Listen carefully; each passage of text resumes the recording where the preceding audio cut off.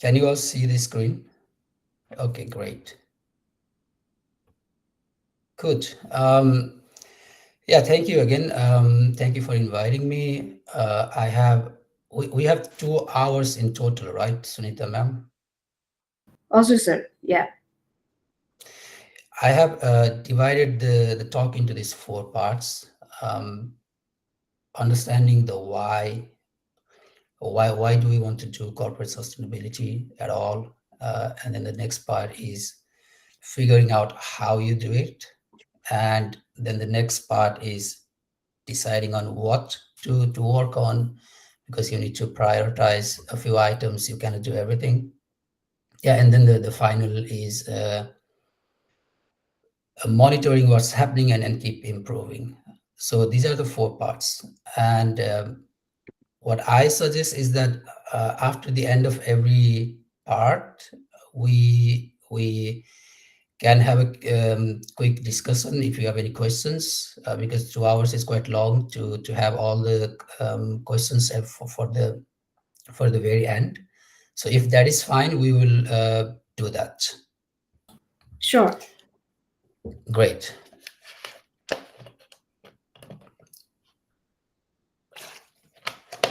So before we go into the topic, let me quickly talk about.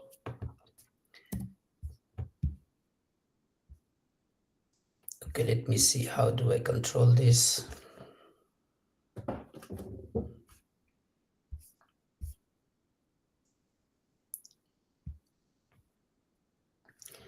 Quickly talk about myself and what is Landbell Group.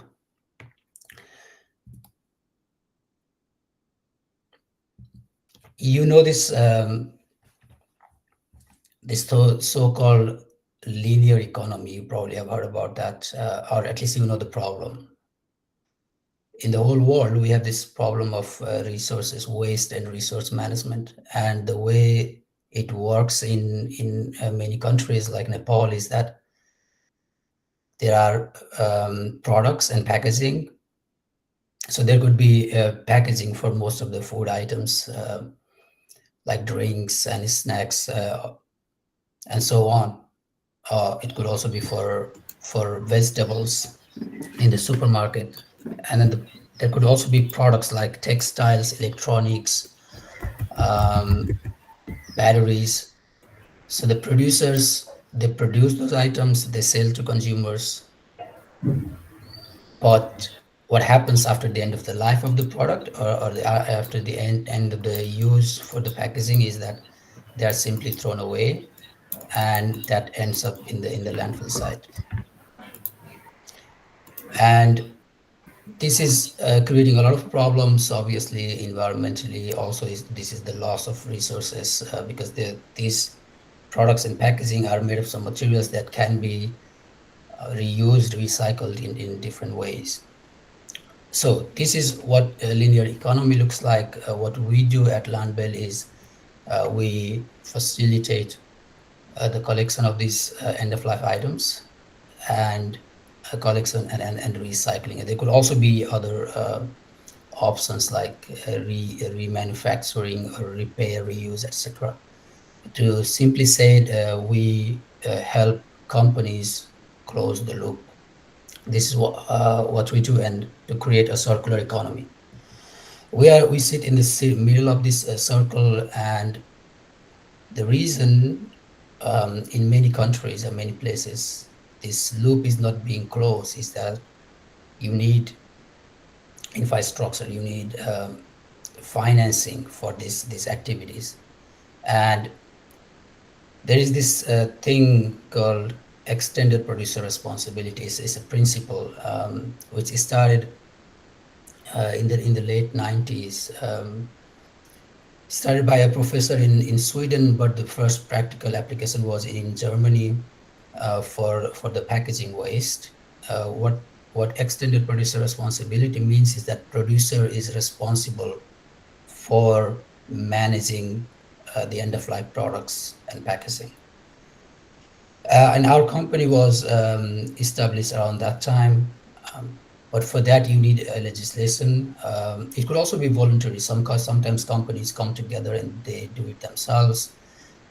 But in Germany, it started by this packaging regulation that required everyone that sells any item with a package into the market is responsible for gathering those packaging and collecting them and recycling them. And there are targets, recycling rates, and that they have to report their numbers at the end of the financial years. And this is where organizations like ours came into picture. So there was one, but there was a monopoly, and Landmill Group broke the monopoly back then. And what we do is we take care of this collection and recycling on behalf of our customers, which are the biggest producers in the whole world. So we are not only in packaging and not only in Germany. Now we are all over the world, from India to Brazil. So producers outsource this responsibility to us. We are also known as PROs, producer responsibility organizations. They finance it. We get the money from them, and we make sure that it is done properly, and then we send back the report. And this is the compliance with the regulation. We make sure everything is done properly, everything is collected properly, and the targets are met, and so on. We are 500 people. We are spread from India to Brazil. In India, for example, they recently started, but they are going quite aggressively. They, meaning the government of India, they have recently published some quite ambitious laws, rather regulations, for packaging, also for electronic waste. And we are there. For example, Tata, Haldiram, these are some of our clients. We work with them. We also recently concluded a project in Nepal, including Nepal in South Asia, to look into the value chain of plastic, mainly focusing on the end of life, recycling, and so on. So we do support also governments, mainly in the global south, in Africa, in South Asia, also Southeast Asia. We support the governments to study the EPR models, extended producer responsibility models, help them to come up with frameworks to start doing something about the waste management. I hear in the past I was quite involved in waste management topic, and in Nepal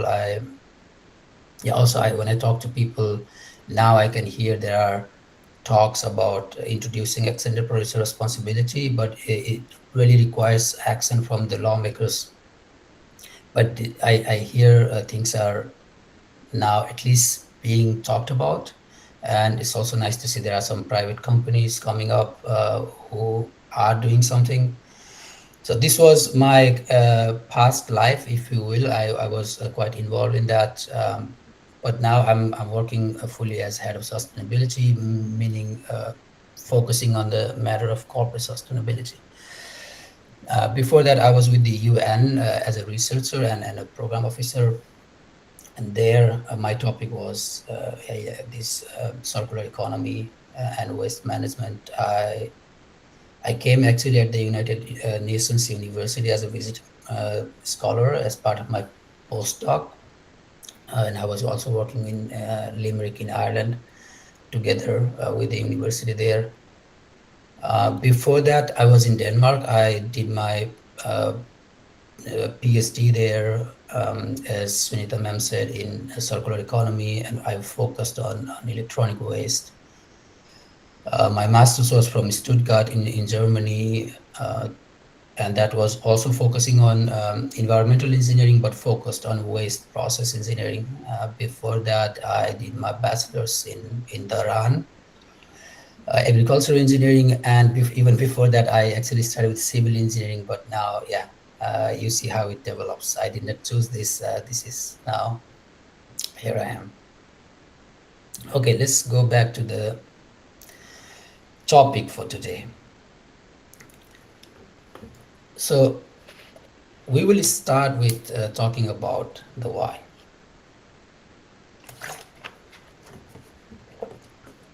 And to understand why do we even need corporate sustainability, we need to really understand this context of the context and the meaning of the word sustainability.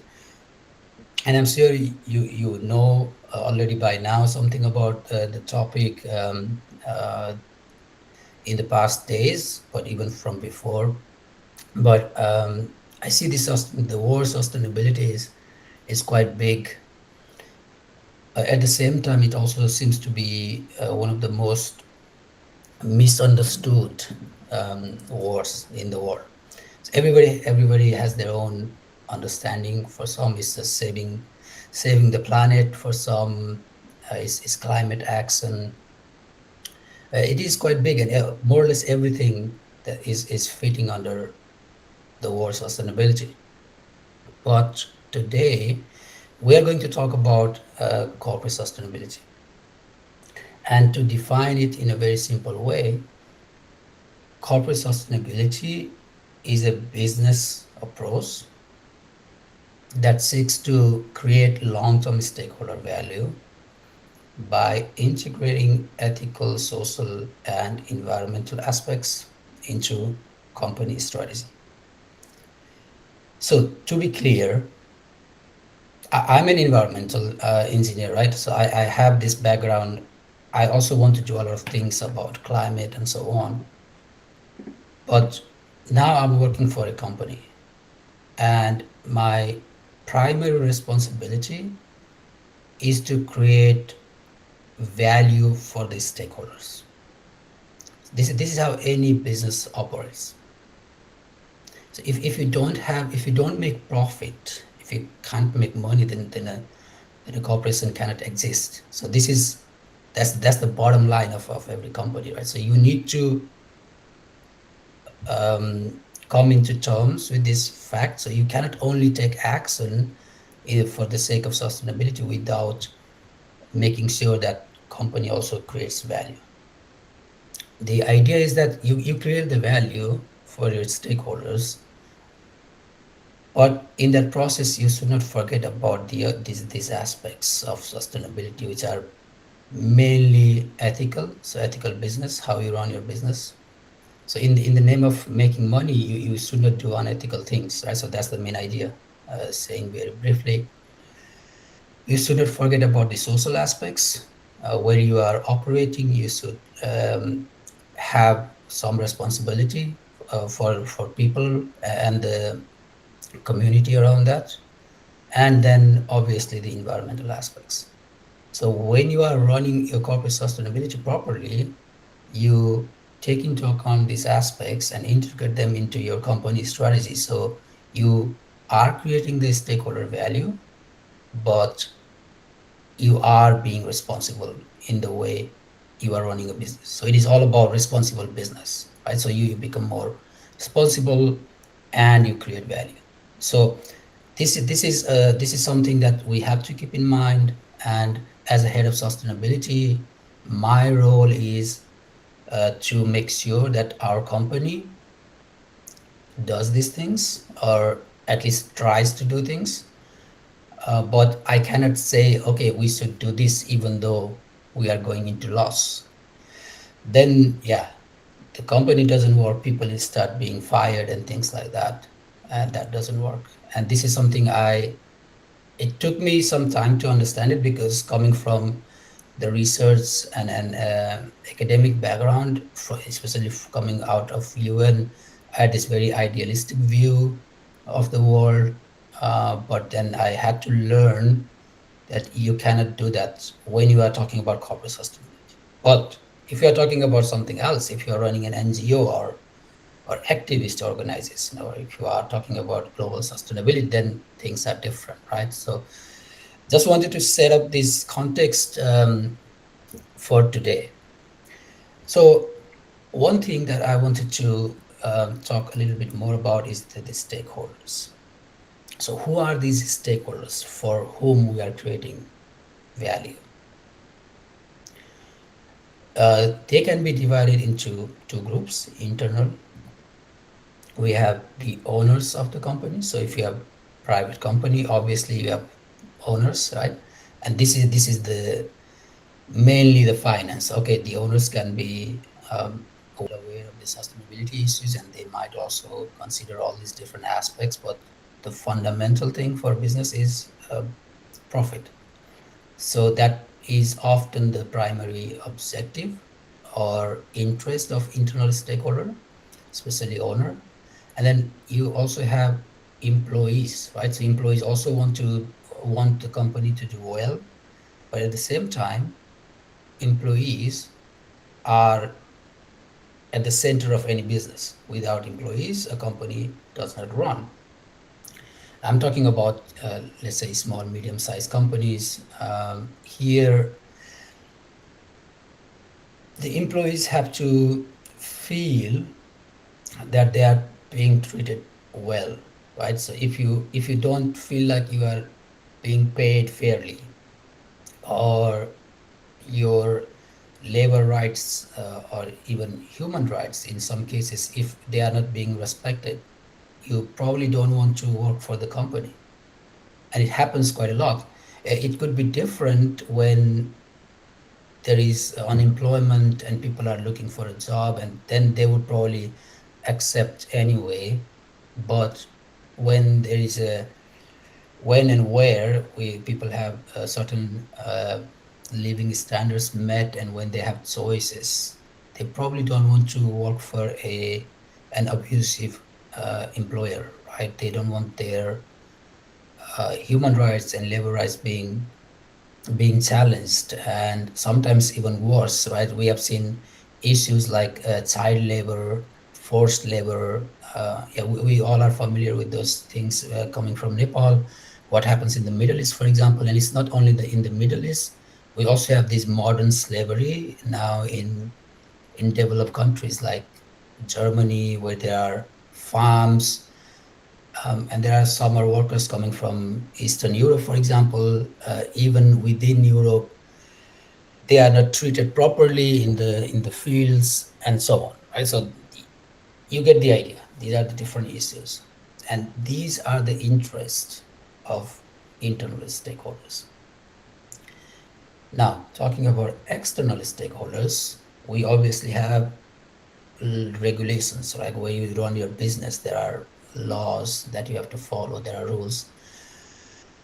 And for example, in our case, for Landbell Group, we work in the waste management. So we have to work with the local authorities quite a lot. Local authorities meaning municipalities, cities, or the regions. And there we are not only operating in isolation, right? We really have to work with them to make sure the waste is being collected properly. And as you can imagine, there are many issues, many challenges in the process of collecting the waste properly and handling it, bringing it to recycle. We have to make sure that we comply all the local legislation, so we work with them. And then there are the customers. Every business has its customers, right? You have to understand what the customers are asking for. You have seen now again in many cases the examples of boycotting, products because the customers don't like how the company is operating. You probably know this terminology called ESG, environmental, social, and governance. Um, Recently, this was happening in Germany. For example, Tesla, when Elon Musk was supporting Trump, getting involved in the politics, the people in Germany, in whole Europe, they did not like that, and then they started not buying Tesla cars, and the sales dropped quite significantly. So you can see there are many activist customers of different products. I can't think of any examples in Nepal, but again, you get the idea. When yeah, could be, for example, Coca-Cola in India. I heard once they were extracting groundwater, so that there was no enough water for the village for irrigation and even drinking water, and there was a backlash against that, and then people started not using their products. So these are some examples. It happens again quite a lot in the West, and this is why it is important. It is not only for B2C, business to consumer companies, but also companies like ours, which is mainly B2B. We work with other businesses. We need to understand what the customers are. Um, they need, right? What they are asking for. So in our case, we have big clients like, yeah, you can think of any producers of electronics, for example, Sony or Apple, Samsung. And what we have to do is, what I have to understand, this is one of my jobs. I have to understand what these companies are going through in terms of regulations, and specifically on the sustainability side. They are obliged by law to report their greenhouse gas emissions, for example, right? And I try to understand, I try to read their reports and understand what they need. Sometimes they don't even know what they need because the regulations are quite evolving right now, and we are getting into it together. Uh, I have the benefit of being an environmental engineer and then knowing this technical side of it. So I go into that, and I try to understand what they need beforehand, and then we can come up with solution for that. So this is an example how you have to think of the stakeholders and customers in this case. And then we have communities. So this is the relevant example, probably for in this case. So where we are operating, you have to think about what is happening in the community. Are you creating a pollution? Are you creating a water scarcity due to your operations? And it could be that there are many companies producing waste where they are. We can see that in Nepal quite a lot. And this happens when there are not proper legislations. I worked in Nepal with industries in the food sector and tourism sector. For example, in Patan industrial area in Pokhara, there are many dairy companies, and the water is being let go in the drains without any treatment. So yeah, you can imagine the consequences. Also, we don't have the air quality um, of the exhaust. The exhaust gas that comes out of these factories not being treated, and it is not only carbon dioxide that goes out, right? So it has all the pollutants and quite harmful. And if you are running your company in a particular area, then you have to be mindful of that. You have to do it regardless, but especially you will face backlash from the communities. We have issues with many cement factories. I remember there was one in Western Nepal. So you get the idea again. You have to listen to the people, and it's not only uh, the people, but there are also NGOs and other organizations, right? So you have to work with them to be able to operate properly. And then the final group of stakeholders are the investors. So if it's a private company, there will be owners, right? And they are the internal stakeholders, but investors are usually for the big companies for which you can buy stocks in the stock market. There are many activist investors. For example, again in the case of Tesla, after the involvement of Elon Musk in the politics, many investors did not like that, and the share price of Tesla suffered quite a bit. I don't know if this also happens in Nepal. I'm not following the market there, but this investor group is actually one of the main reasons why these large public companies, when I said public, they are their shares, stocks can be traded in the stock market. This is the main reason why they write sustainability reports, because they have a department of investor relations, and usually they are quite close with the communications and sustainability teams, and they need to talk about what they are doing.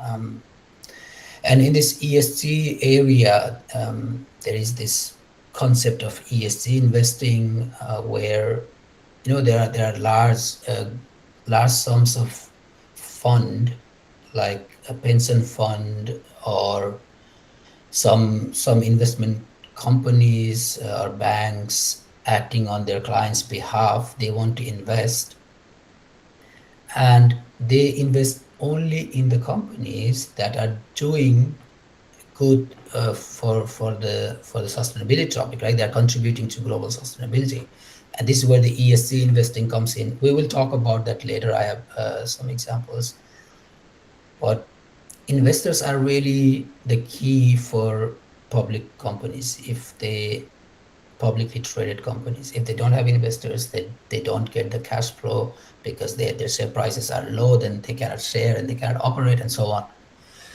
So these are the main stakeholders. There could be other as well. I might be missing something, but this covers more or less everything. So you really need to understand why you are talking about corporate sustainability. And when you do that, you need to consider these different stakeholders.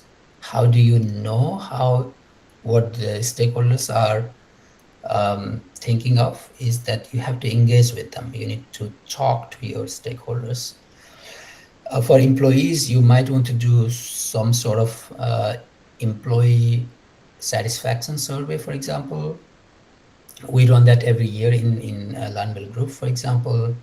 Authorities, you need to follow the regulations. These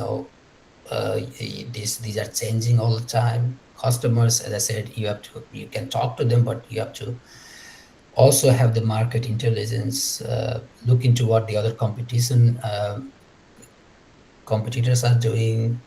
Communities, you have to engage with the communities. Investors, same thing, right? So the stakeholder engagement becomes the core of all this. And once you do that, once you talk to them, then you realize, why do you even need to talk about corporate sustainability, and you start from there. Okay, any questions so far?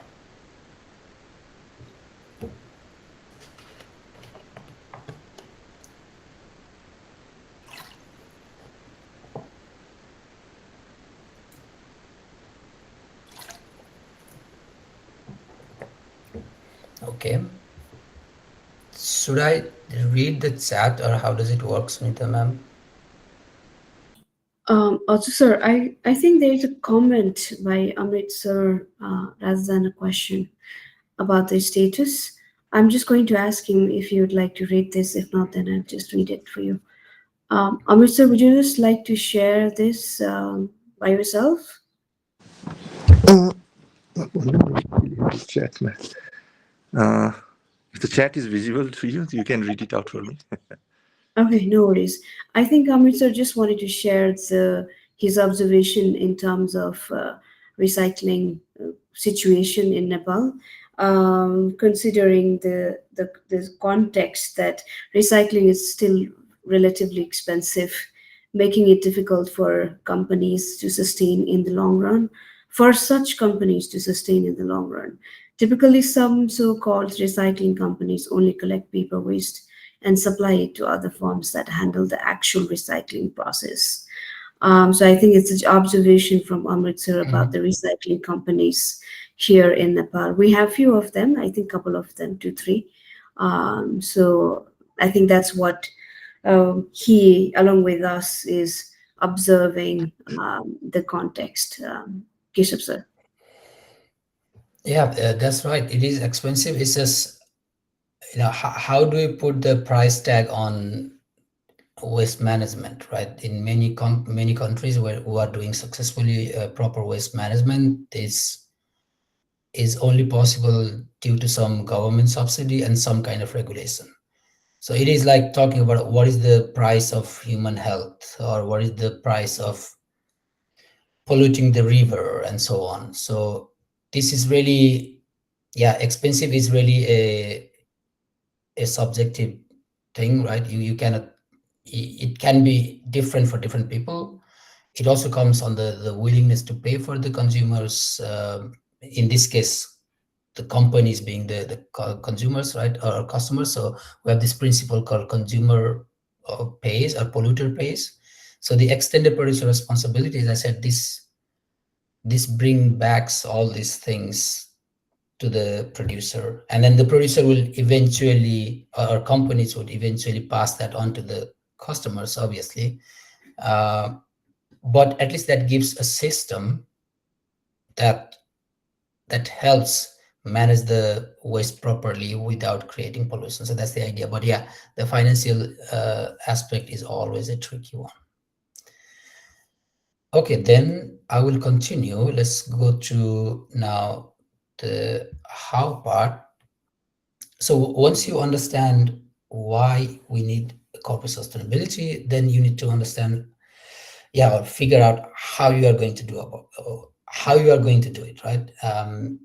And I don't know if you might have seen these different names and logos, but when I started at Landbell 3 years ago, I was quite confused. I came from sustainability background. I worked on the SDGs quite a lot, Sustainable Development Goals, and many other topics, but mainly focusing on circular economy. But coming into corporate sustainability, it was really confusing because there are so many things. Maybe in Nepal they are not all relevant, but here it is helpful to think about them into different 4 categories. So I try to do that. There are certifications. What you see on the right bottom, or left of the screen here is, there is ISO. You probably know what ISO is. These are the standards for management systems. So for example, 14001 is environmental management system. A company, if it wants to run its operations following a standard, produce something properly about energy, waste, and all these things, you can go for ISO 14001 certification. And there are others as well, 9,000 for quality, 45,000 for health and safety. And as we discussed before, all these things are coming under sustainability. So these are some certification that you can get to show your stakeholders that you are committed to your corporate sustainability actions. There is the B Corp, B Corporation certification that is very comprehensive offering from them. I believe this is a company coming out of the USA, and they evaluate you based on how you are performing, and they give you either you are certified or not. So there you might see many company being B Corp certified, which means at least in theory that the company is doing all their things properly, following some sustainability standards, not only standards, but also processes and so on. There are many other, but this is just to give you example that there are many certification that you can try. And then there are ratings. So EcoVadis, for example, is a rating. At Landville Group, we have EcoVadis rating. This is also a private company based, I think, in Paris, in France. What EcoVadis does is that it gives companies rating based on the documents that you provide to them. And it is not fail pass, like B Corp is either you have it or not, but in sustainability, in EcoVadis, you have different grades. And this anyone can do that. I will come back to the details of that. And what you see that the two other ones are the Dow Jones Sustainability Index and the MSCI ESG rating. So this is the ESG I was talking about. MSCI is the Morningstar Capital Investment. This is a company that has been involved. Same with Dow Jones, right? It's they also have index in the US stock market for industrial companies.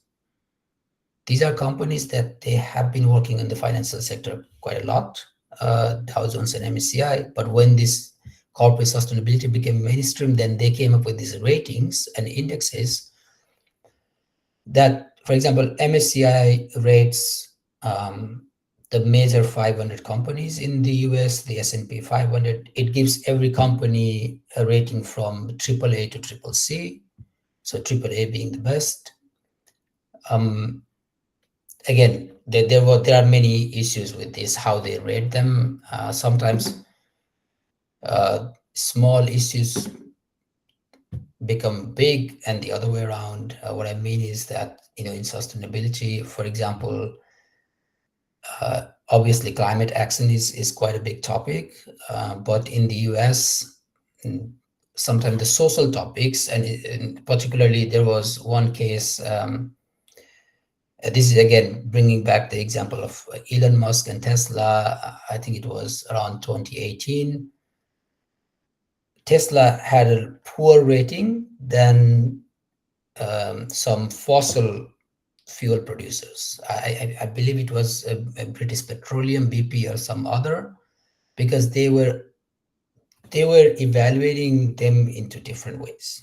Anyway, we don't need to go into the complexity of that, but the main idea is that it gives companies these ratings, which is still quite controversial. That's the point I was trying to make.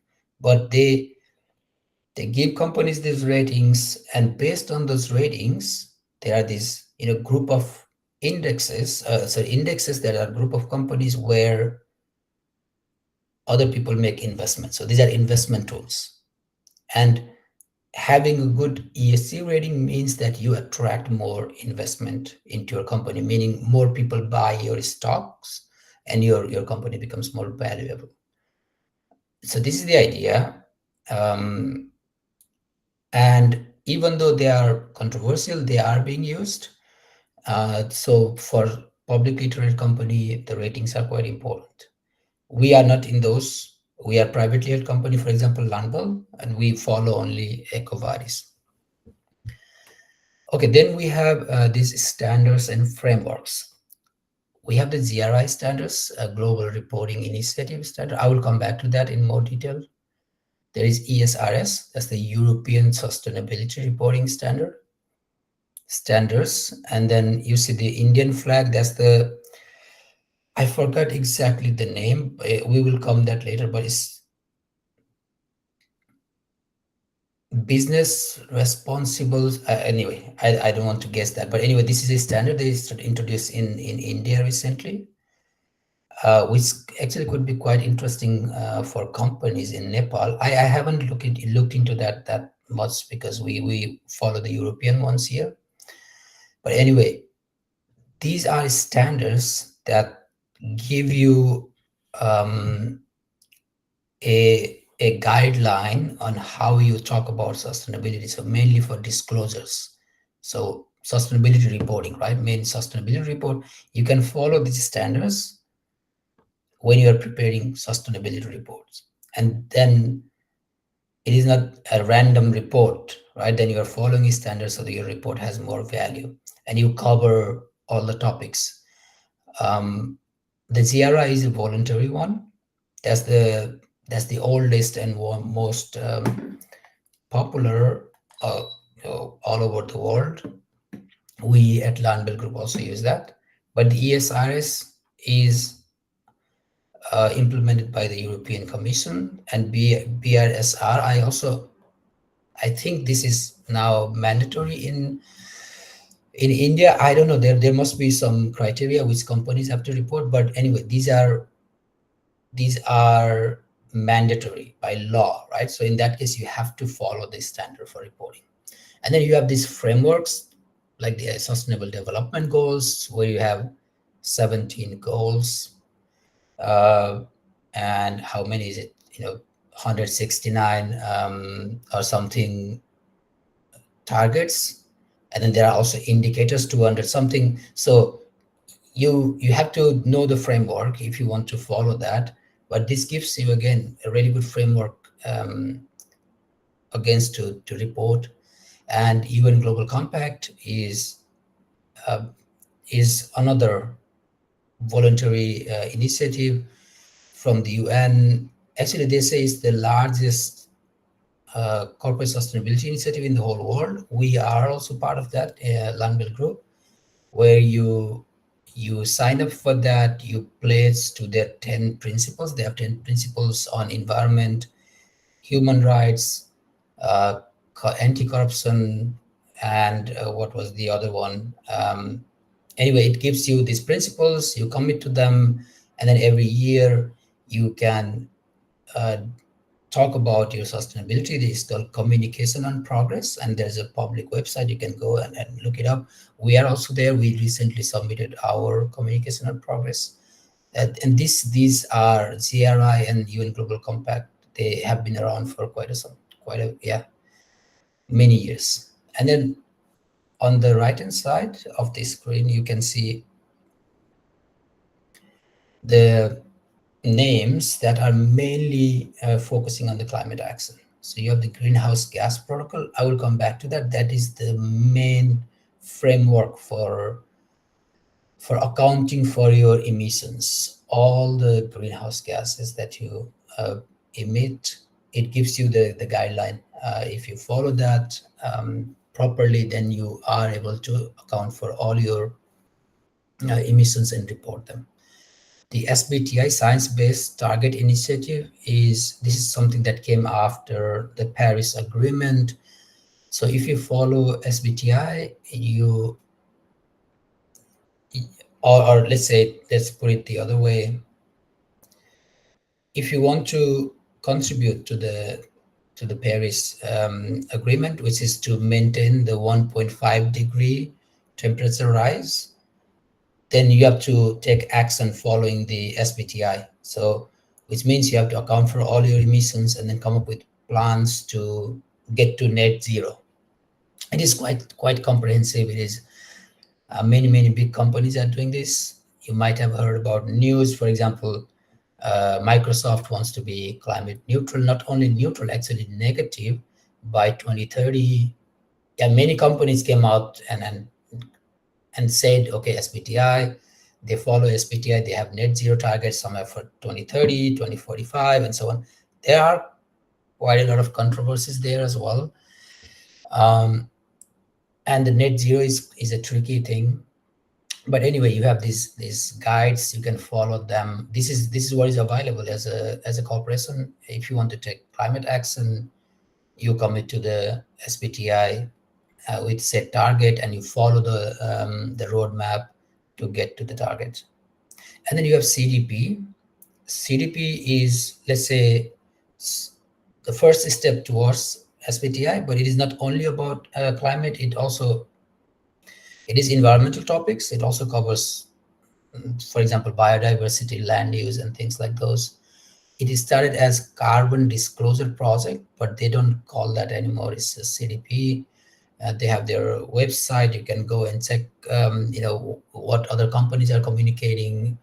You have to go through a long list of questions and answer them, what you are doing, what you are not doing. And then they also provide rating for your environmental performance. And then there is TCFD, and this is the Task Force on Climate-Related Financial Disclosure. And this has been around for quite some time. And this is mainly there are different things, but one of the things that you can do with this framework is to do your risk assessment. What are the climate risk assessment? And this is quite popular in the US. So it is not like you have to do all of them, but it is different combination. For example, if you are following ESRS, they are referring to the GRI, and the GRI refers to the greenhouse gas protocol, for the GHG accounting, and then for EcoVadis assessment, you need to have a sustainability report, and then for the B Corp, you need the ISO and all these kind of things, right? So this is just to have an overview of what are the main tools that you have and how you are going to implement them. So let's have a close look into some of them. I was talking about EcoVadis. The way EcoVadis evaluates a company is that they have these 4 core areas or themes, they call it, and there are 21 criteria within those themes. We have environment, labor and human rights, ethics, and sustainable procurement. And this is actually quite a simple and helpful framework if you want to use it. For example, if you are a company, if you are running a company, or if you are working as a sustainability professional in a company, this gives you a good framework to start your sustainability actions. So as you can see, for environment, there is operation, energy, GHG emissions, water, biodiversity, and so on. And then those are the operations, but then you also have the product. So what about product use? If you are selling electronics, or if you are selling, it could be anything. If you are selling junk food, or if you are selling chemicals and things like those, what happens during the use, and what happens after the use, right? End of life. And this is where the waste management part comes in, and so on. Labor and human rights. So you have the labor, meaning your employees, and then there's a thing about health and safety, working conditions, how much you pay with them. Social dialogue is what I was talking about earlier, how you engage with them, unions and topics like those. And then the employees also want to advance in their career. They want to have proper training. Are you providing your employees with all those things? Then, we talked about child labor, forced labor, and then there's a topic of discrimination. Maybe not a big issue in Nepal, but here, as you can imagine, people are coming from all over the world, and not every company has a very friendly environment for everyone. And this is becoming, racism, for example, is quite a big topic. People are being discriminated based on how they look, or what they believe in religion wise, or political opinion. And external stakeholder human rights is even going beyond your operations, is supply chain. For example, for Apple to make their iPhones, they need metals that come from Africa. For example, they need cobalt. Cobalt is mined in Congo, and not in a good way, right? There are forced labors, children working in the mine, in the cave, not with a lot of health and safety standards, not following these standards. And that cobalt makes its way to their manufacturing in China, for example, Foxconn, who produces them. And we hear about the working conditions there. So these things, right? And it applies to many companies. I'm just picking Apple as an example. In textile industry, you hear about how people are being treated not being treated, is rather the working conditions in Bangladesh, where there is a lot of textile production going on, building collapsing, people dying, and things like that. And then in ethics, you have the topic of corruption. For example, as I said, UN Global Compact also takes it very seriously. And this is probably quite relevant to Nepal, because we are rather low in this international Transparency International list of corrupt countries. There could also be anti-competitive practices, responsible information management. This is something really important these days. It is about having the information secure. It also includes cyber security, for example. That is one thing, but you also need to respect the privacy of your customers' data. Yeah, now also in Nepal, there are many online shops or ride-hailing services and things like that. And that these companies have collected a lot of data. Banks, same. Yeah, if bank is in a cyber security problem, they are more exposed. They might lose funds, but it's also the privacy of customer. You don't want your details out there, right? You also hear about accounts even from Google or Facebook being hacked. And yeah, I receive, for example, a lot of spam email, and this is because my email has been leaked by someone. So these are the topics on business ethics. Then you have sustainable procurement. So it goes beyond your own operation. You need to work with your suppliers. Um, if you have a big company, for example, Apple, again, they have this leverage. They will talk to their supplier, which is Foxconn, and then say, okay, we don't want people dying at your assembly factory, so you have to take actions. Then the suppliers are then taking action. If they don't want to lose the business, then they take action. So this is how you cascade down the sustainability topic to your whole supply chain. And this also applies to us. For example, as I also gave example before, sometimes we have to take action because our customers are demanding it, and we are the suppliers for our customers. Okay, GRI standard. So I picked this as an example because this is a really good standard to follow if you want to publicly disclose your sustainability actions.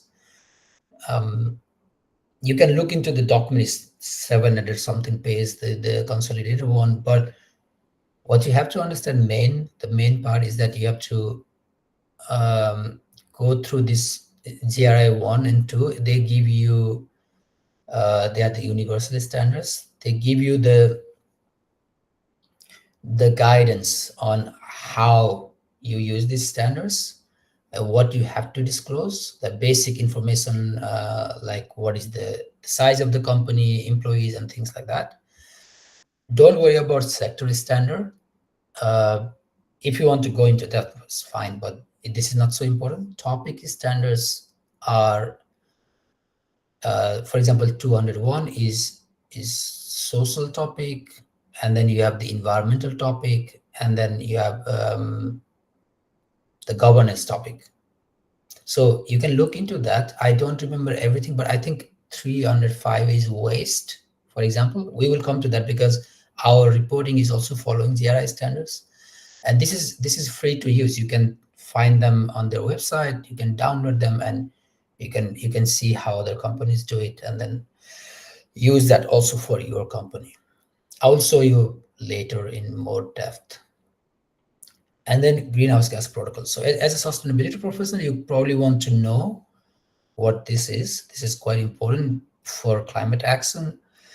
The protocol was developed by the World Resource Institute and another NGO based out of Geneva. I forgot the name. This World Council on Sustainable Business Development. Yeah, and they have this. This is the framework or guideline, whatever you want to call it, if you want to account for your GHG emissions.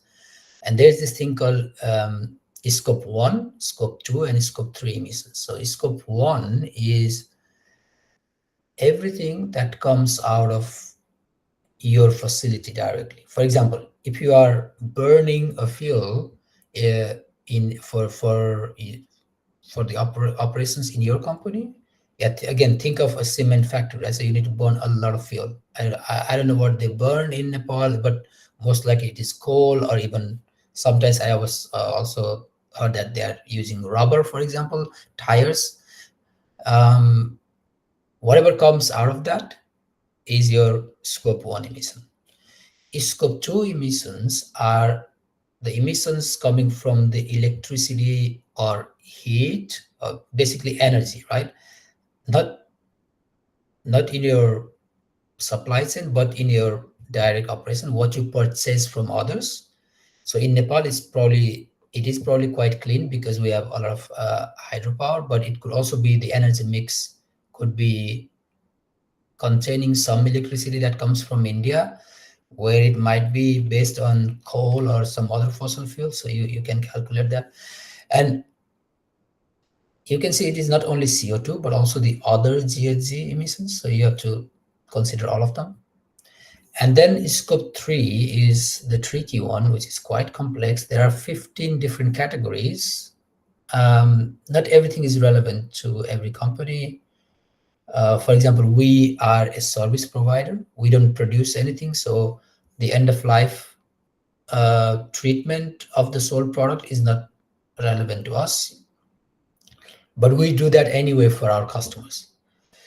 You can see it is divided into 3 parts: upstream and downstream, and then the reporting company. So this is scope 1. Scope 3 covers both upstream and downstream. So this is, don't worry if you don't follow it right now. It is quite complex. You can pick up the protocol and look into that if you are interested. But this is something you should know if you want to work anything regarding climate action. Okay, that was the how part. Any questions? I'm looking at the clock as well. I think we are fine. So if you have any questions, please let me know. I can see again there is something in the chat. Yeah, Prameshji has one question. Prameshji, would you like to ask that?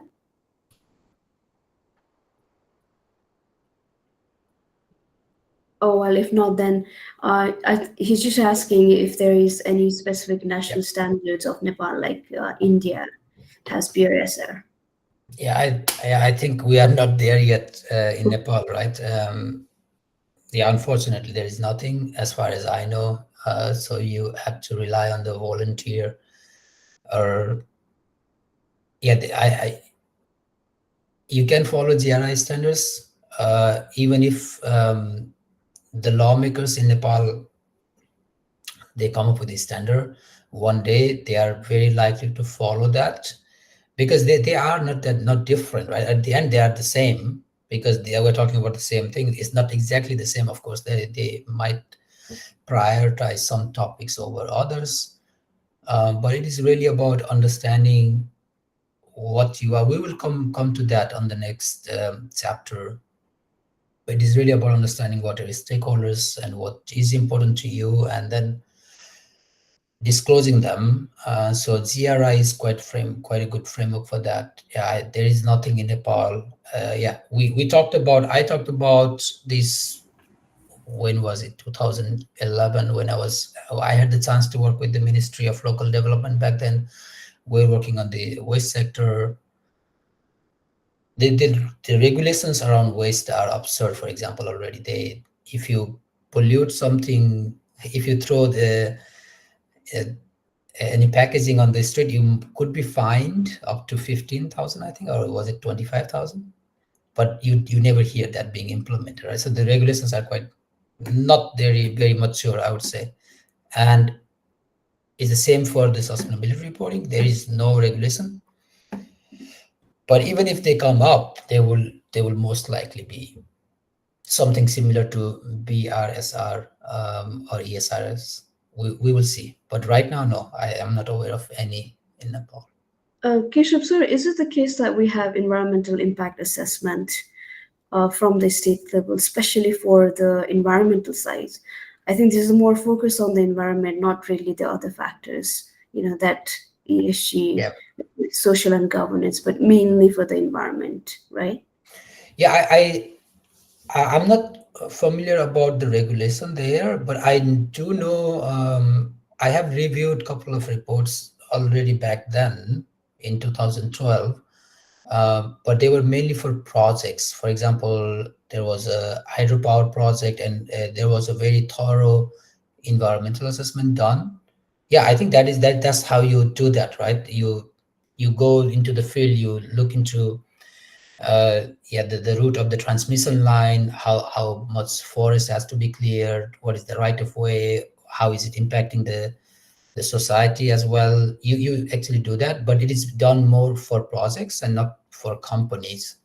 But I don't know, maybe there's a practice of doing it. I'm not fully aware of that. Yeah, that's true. It's more focused on the projects. We do have Niharika ji with one question, Keshav sir. Niharika ji, would you like to ask this by yourself?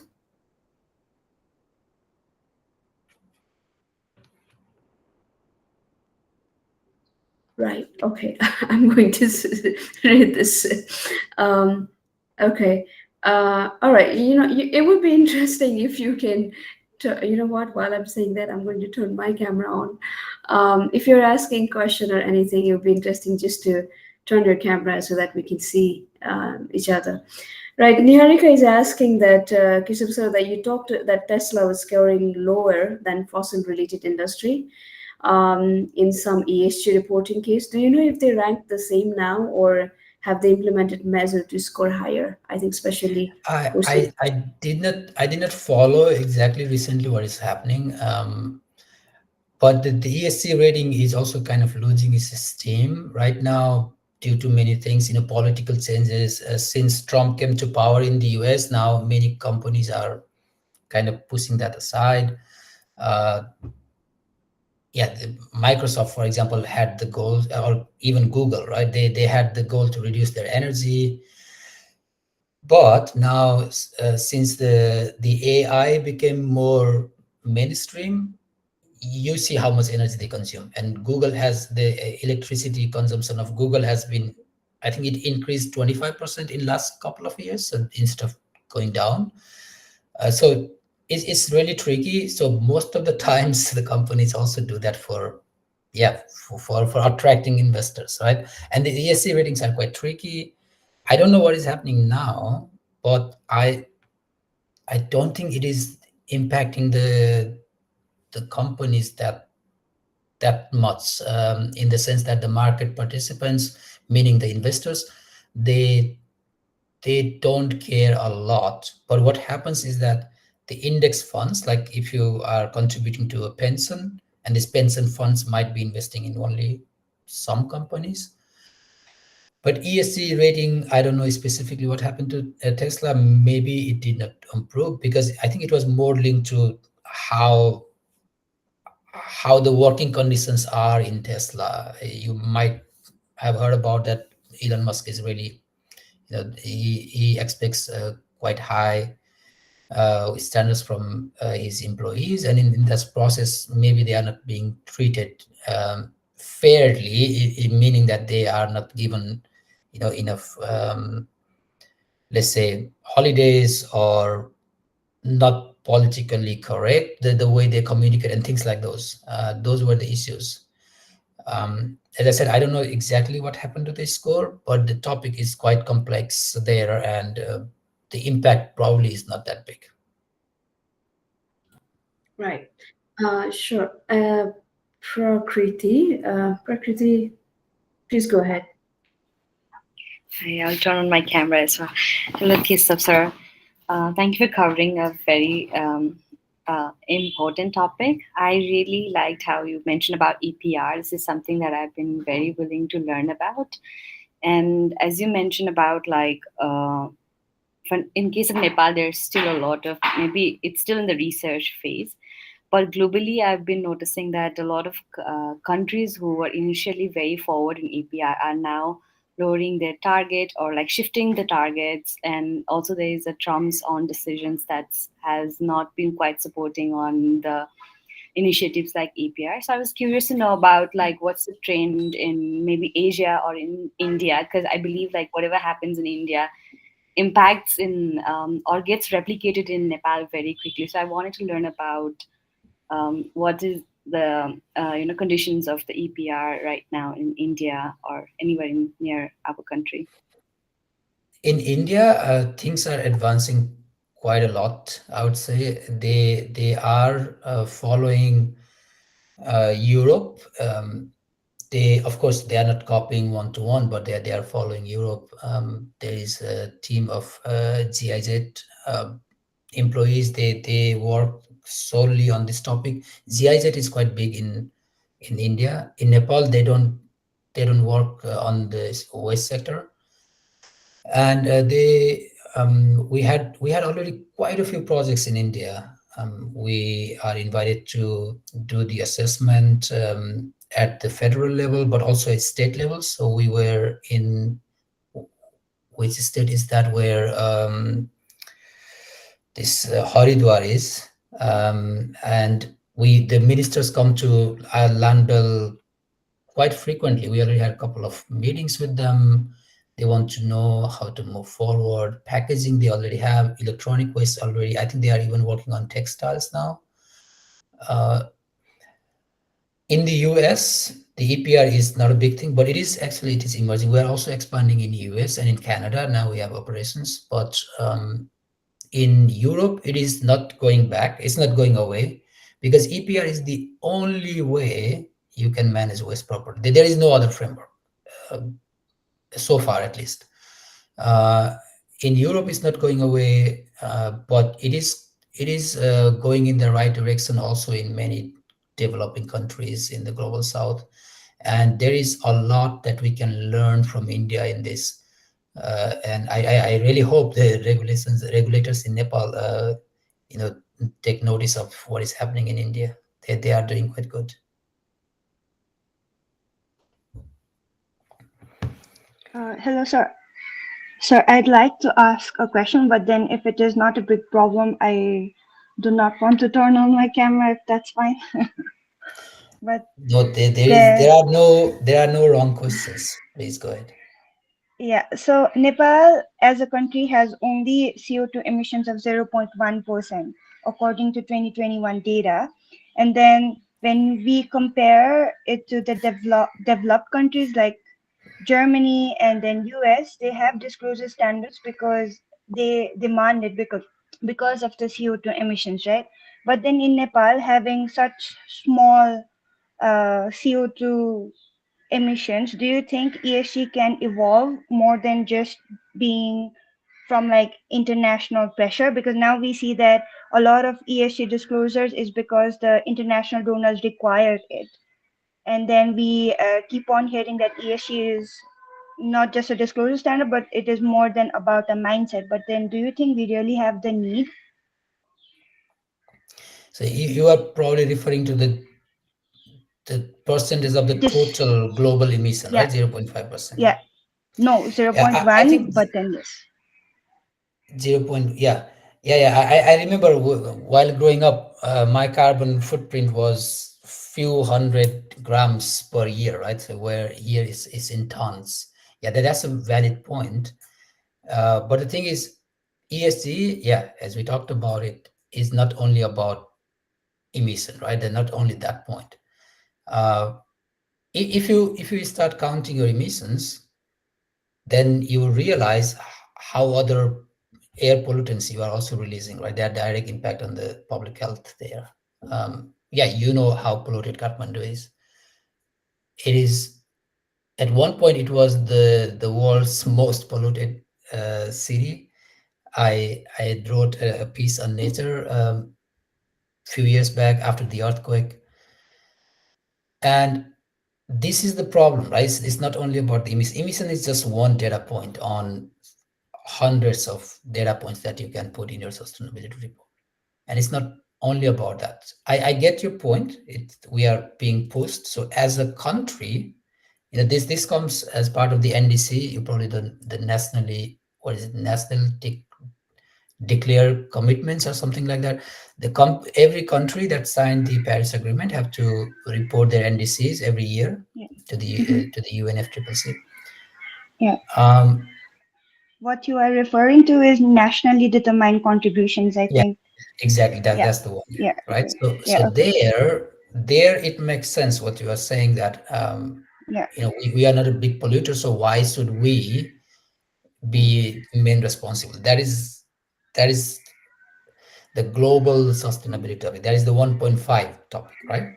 Yep. Exactly. It's a really valid point. But when you're talking about your company and where you operate, it is also about the other impacts that you are having. And in any case, I think counting CO2 makes sense because it is it is not only about CO2, it is the other greenhouse gas emissions and other pollutants. We haven't talked about the pollutants, air polluters and waste, land and water waste, and so on. So yeah, yes, we are not the biggest polluters, but we're talking about companies, not countries. I have another small question. So you Mhm. said, like in your organization, you follow EcoVadis, and then there are different indicators. I mean, you've mentioned energy, water, biodiversity, but then I'd also like to know what in water and what in biodiversity your company actually looks at. If you could just share some stuff. Yeah, that's a really good point. Again, we will come to the next chapter, deciding on what to report on and what to take action on. Biodiversity is not relevant to us because Yeah, we don't have operations, right? So if yeah. we were a paper producer, for example, Mm-hmm. then we might have needed the trees coming from a forest where we might have to clear the forest that will destroy the biodiversity. It's the same Yeah. with water. The example of Coca-Cola, for example, Mm-hmm. this is how you would impact. But now we only report how much water we consume, and we look into our sites and say whether those sites are in a biodiversity sensitive area. So there are different standards. You can easily find them, and then you Yeah. can put the geo coordination, where you are located, and then Yeah. it gives you the rank of the risk that you pose to the surrounding. So this is what we communicate, but Yeah. in terms of relevance, it is not really relevant to our operations. Mhm. Okay. One another small question, if I'm not taking a lot of your time. I would like to say that Nepal, compared to India, when you talked about India, I think Nepal has already like published this green finance taxonomy for class A banks, but then India just followed us. And then also in green finance taxonomy, I've seen that a lot of it is what is replicated from the international standards. And then for the class A banks, what I feel is like it is very, I don't know, Nepal has a lot of strong policies and commitment, but then it lacks the commitment part. Because I've reviewed green finance taxonomy again and then also like seen few of the reports. But then what do you think is where we lacked, where we possibly lack would be more fair? Yeah, no, that's a valid point again. So the taxonomy is one thing, but that's focusing on the finance sector, right? That's where Yeah. things origin usually. It's the same in here. Started with non-financing reporting directive in Europe. Um, Again, I'm not fully up to date about the regulations in Nepal, but what I see missing is first the awareness, right? The companies should be Yeah. aware that they have to operate responsibly, and that is linked to many other situations, the conditions, local conditions. Uh, Without regulation, it probably doesn't work. You need to have some kind of regulation. Um, Mm, Maybe there needs to be a taxonomy is already kind of providing that, but mm, how it is implemented. So the green finance. So how do you define green or not green is one thing, yeah. but how do you actually implement it is another thing. But then that doesn't cover all the companies in Nepal. Um, True. so it will be really helpful to have a framework that SMEs even can follow. For example, what we have in the Patan industrial area, for example, those companies, if you can think about them, uh, what would be a really helpful guide for them to follow? Maybe we need to work with the Chamber of Commerce, Mm-hmm. maybe other authorities. When we were doing this project in Nepal, it was a EU project back then. We were working with the Chamber of Commerce, FNCCI, but the problem is that not all companies are there. That is one thing, and they have very selective problems they were working on. Back then, it was about resource efficiency, a very Mm-hmm. niche topic within the environmental problem. But what about all the social and governance related topic? We really need to work with these stakeholders, have a framework policy that works for everyone. And it is not enough to have just the taxonomy, because how are these companies going to follow the taxonomy? Mhm. Sure. Okay. Thank you so much, sir. Okay. Sir, do you think a 5 minutes break would be better, or would you like to Yeah, continue? we can do that, yes. Okay, all right. Let's get it back in 5 minutes then. Okay.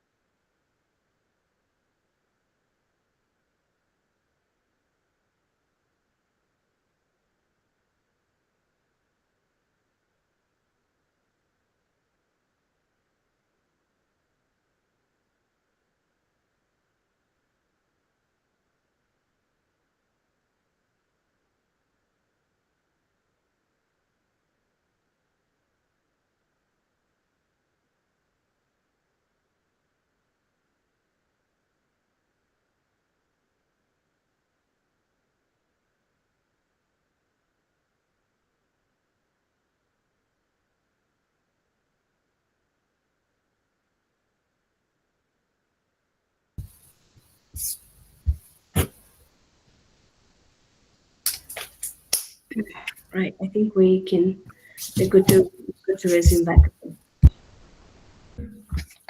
Okay, let's continue. So after you understand why you want to start corporate sustainability initiative and you figure out how you are going to do it, now the next step is to decide on what you want to do, right? This is really important because sustainability is a big topic again. The SDGs, Sustainable Development Goals, are the currently the global blueprint for global sustainability, and it covers all different topics. As we discussed, 17 goals, several hundred targets and indicators. But the thing is, not everything is relevant to your company. Again, we already discussed that. As a company, you might not be able to do a lot about reducing hunger or poverty around the world. But it is about understanding what topics are important to you. And this is, in this context, it is called a materiality. So what is material to you or your company? What are the sustainability impacts that are relevant and are important to your operations, your business? This is what you have to do first. And for that, you have to take into account your business, what it does, where it operates, and that involves, of course, the society, like the local community and other societal aspects. So you bring that together, and then you create a list of impacts, and you engage with your stakeholders, as we talked about. You need to know what are their expectations. You need to understand that. And then you probably want to follow some standard like GRI or ESRS. They both provide how you do this materiality assessment. This is how it is called. And when you combine all of them, then you come with the list of topics that are material to you. And then you prioritize which are the topics that you want to focus on. And this is how you get to the topics that you want to work on. So depending on the standard, you can also follow the SDGs. You can follow even Global Compact, for example, or simply follow with that. But doing a materiality assessment is a good idea. And this is not only about sustainability. This is also about risk management for the company. And this is a new concept that is introduced by the ESRS. It's called the double materiality. So materiality has been around for a long time, and GRI also followed materiality. But now there is this concept of double materiality that is introduced by the European Commission's ESRS, that came with the new directive called CSRD, Corporate Sustainability Reporting Directive. The idea here is that you have your business, and then you have the world, right? The society. It doesn't exactly work like that, but this is to explain. You have the business and you have the outside of business. What you have is that you have impacts on the society. It could be negative or positive. For example, we work in environmental services business, so we provide environmental services to our clients, which helps the society to do something good about the environment. That's the positive impact that we have for the society. But at the same time, there is also negative impact, because we work in countries like India and Brazil, as we talked about, where maybe there are things not happening properly. Maybe the waste is not being handled properly by our suppliers, and then that might cause some other emission, or maybe the working condition, whatever that might be. There are also negative impacts. We have to collect the waste, and then we bring it to the recycling center. For that, we need to use trucks, and the trucks are not all electric vehicles yet. They use fossil fuel. There is emissions coming out, so negative impact, right? So this is the inside out perspective, how your business is impacting the society, both negative and positive. And then there is the outside in perspective, and these are the risks and opportunities, and these are financial aspects, right? So what are the risks? For example, now imagine there is a new regulation in Nepal that comes up. What are the risks? Is there anything that your business might lose because of the new regulation? Or is there a new trend, competition, for example? You also think about that. And at the same time, you also think about opportunities, where are the opportunities where you can maybe create a new product or save money, or improve your employee well-being, all these things.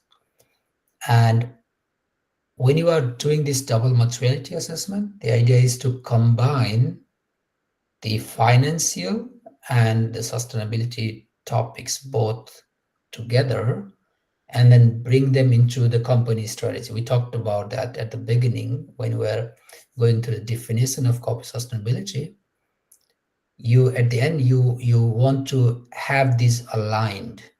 So you cannot work on sustainability without considering the financial aspects. So this concept of double materiality, it gives you this guide that you can follow to really understand what are your impacts.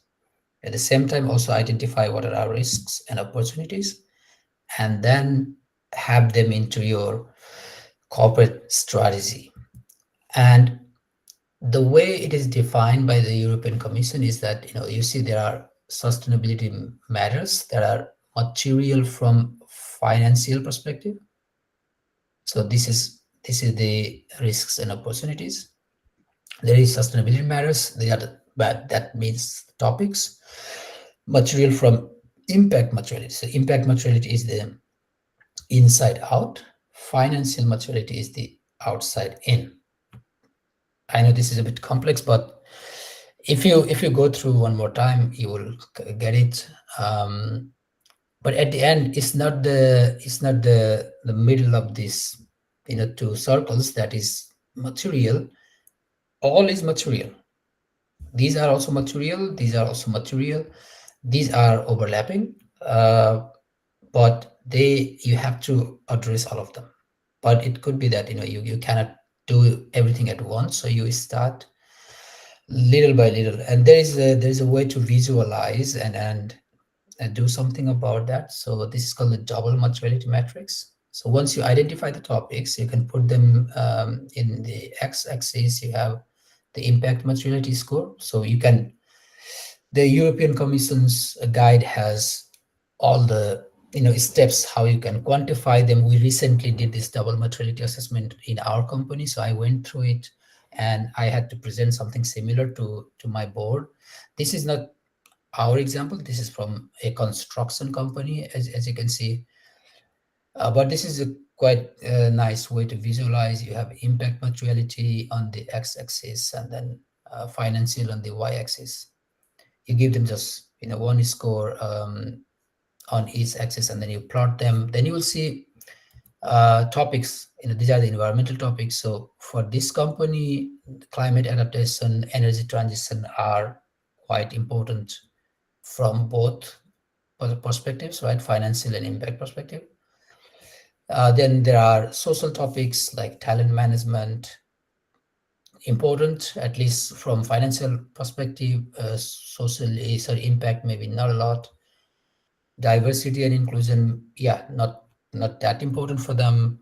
And then there are governance topics like responsible business conducts, taxes, and so on. So if you draw your sustainability matters or topics like this, then you can see, which are the most important ones, and then maybe you want to take action. You can draw a line like this, and then select 3-4 topics to start with. If you try to address everything, it doesn't work. But you can be mindful of, what are the topics. Then you go into, doing something about that. So this is a good way to start it. Now once you understand, what is important to your topic, that becomes the foundation for everything, right? That gives you the really good groundwork, because then you are not misguided and you are not going into all direction. You are really focusing on what is important and what is urgent for your company. So this is the process of identifying the material topics. Okay, any questions on this one?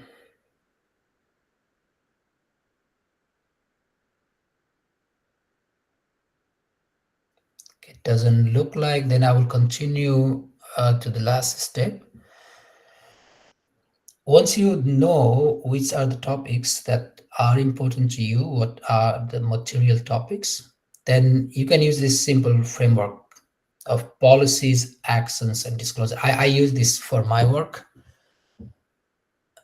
You can then review it, monitor it, and see how it is working. And then, but this is kind of the plan, do, check, act kind of cycle. You come up with policies and targets like this. We have Lundberg Group environmental policy.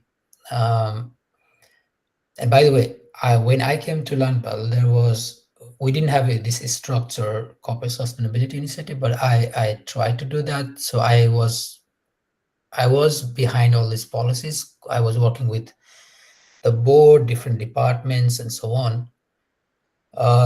During last 2 years, we published the environmental policy. We also published a human capital policy, which is about our employees, business ethics policy, and sustainable procurement policy. We also have a code of conduct. That is, we work with the legal department, sustainable procurement policy. We work with the CPO, the Chief Procurement Officer, human capital. We work with the HR, and so on. We also have we have supplier code of conduct. That is different. We have our own code of conduct and the supplier code of conduct. It really depends on how big your company is, what is important to you. I just wanted to show you an example. You can write the policies, and the policies would contain, for example, again, there is no one standard. You can customize for your company. So in our policy, we have the objectives. We know what we are trying to do, what is the scope, which entities. As I said, we are a global company. Endorsement, who is behind the policy in terms of support, who supports that. So we had the sponsorship of the CEO, for example. Communication, how do we communicate internally and externally about the policy? How do you review that? Because the policy is not just a one-off thing. You have to keep reviewing and revising it. And we have these 3 topics. You see chapter 2, 3, and 4, climate action, Western pollution, and circular economy. These are the core topics that were identified by our materiality assessment. And for each topic, we want to understand, how can we do better? So for climate action, what are the impacts? What are the emissions? And how can we address those emissions? And we started, after this policy, we started accounting for our emissions. Now we collect all scope 1, 2, and 3 emissions. We calculate, how much is there in terms of pollutions. We have quite strong regulations in Europe, so the pollutions are minimum, but still we need to look into what are the areas and how can we improve our supply chain. And then the next one, how can we promote circular economy, not only in our value chain, but also, not only in our operation, but also in our value chain. So we have a list of targets, energy and emissions, waste, circular economy. The policy is in the reading materials. I shared that with you if you want to have a look. We also do environmental services and advocacy. We are working quite closely with the European Commission. My manager works in that, so it is kind of lobbying. It is lobbying, but not in the negative sense. Okay, of course we have to think about the customers. what is good for them, but the lobbying is the process through which you advance the regulation. So we work quite closely with the European Parliament on that, and yeah, we advocate for it. As I said before, we work with World Bank and IFC and other institutions in many developing countries, and these are also part of our environmental work. And then there should be a governance chapter, because you need to have clear ownership. So who is the owner of the topic? What are the responsibilities? How are you going to take action on these topics? And who is responsible for providing data? Because you have to then also report once you publicly commit to a policy and targets. And we have set targets, and then we follow them, and then we do the reporting every year. So this is just one example of how you can set up policies. Maybe for your company, no need for having multiple policies, just one. You can have one policy, or you can simply have a code of conduct. Code of conduct is really a good place to start, and then you can expand depending on where you are. And once you have policies, then you need to take actions, right? It's not enough to have just write the law and then forget about it, like it happens in Nepal, but you want to follow through on your promises, your targets. I give you some examples. Again, this is not from our policy. This is a random example. You might set a target to reduce 50% of your GHG emissions by a deadline. You can set a deadline. But you see, there is a lot in this target. First, in order to reduce 50%, you need to know your baseline. So what is your emission right now? Only then you can set a target. And then you also need to think about, okay, 50%. Is it really feasible to do that? If you are already using electricity coming out of hydropower, maybe it is not possible because it is already quite low. But it could be you are using some fossil fuel, or you have electric vehicles, opportunity to switch to electric vehicles. And that way you might be able to reduce the emission. So you need to think about all those things. But it is always a good idea to have a target, in a quantitative target, and then and a deadline, right? If you don't have deadline, the targets don't mean anything. But there could be some other targets, like for example, human capital. You want to improve the satisfaction of your employees, but then you might not have anything. You might not even know how to do this. Then it could be a good idea to start. The first target could be you start measuring the employee satisfaction. And how can you do that? You can have a survey that you can run every year. You can ask questions.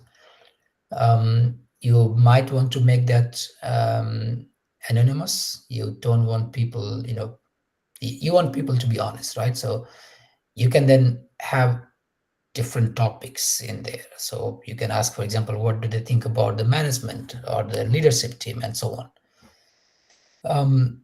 And then, customers, all the topics. Do they feel overworked? Are they being paid enough? Do they have enough training?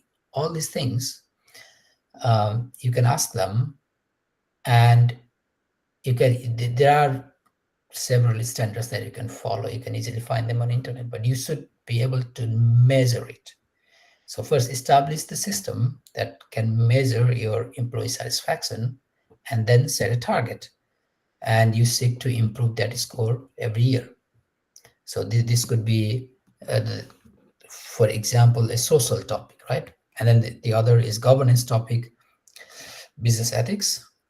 So maybe you want to set up a system for concern raising for all stakeholders. What does that mean? Is there might be cases of inappropriate behavior in a company, right? Maybe a manager is abusing a employee that ranks lower. It could be even sexual harassment or any kind of those topics.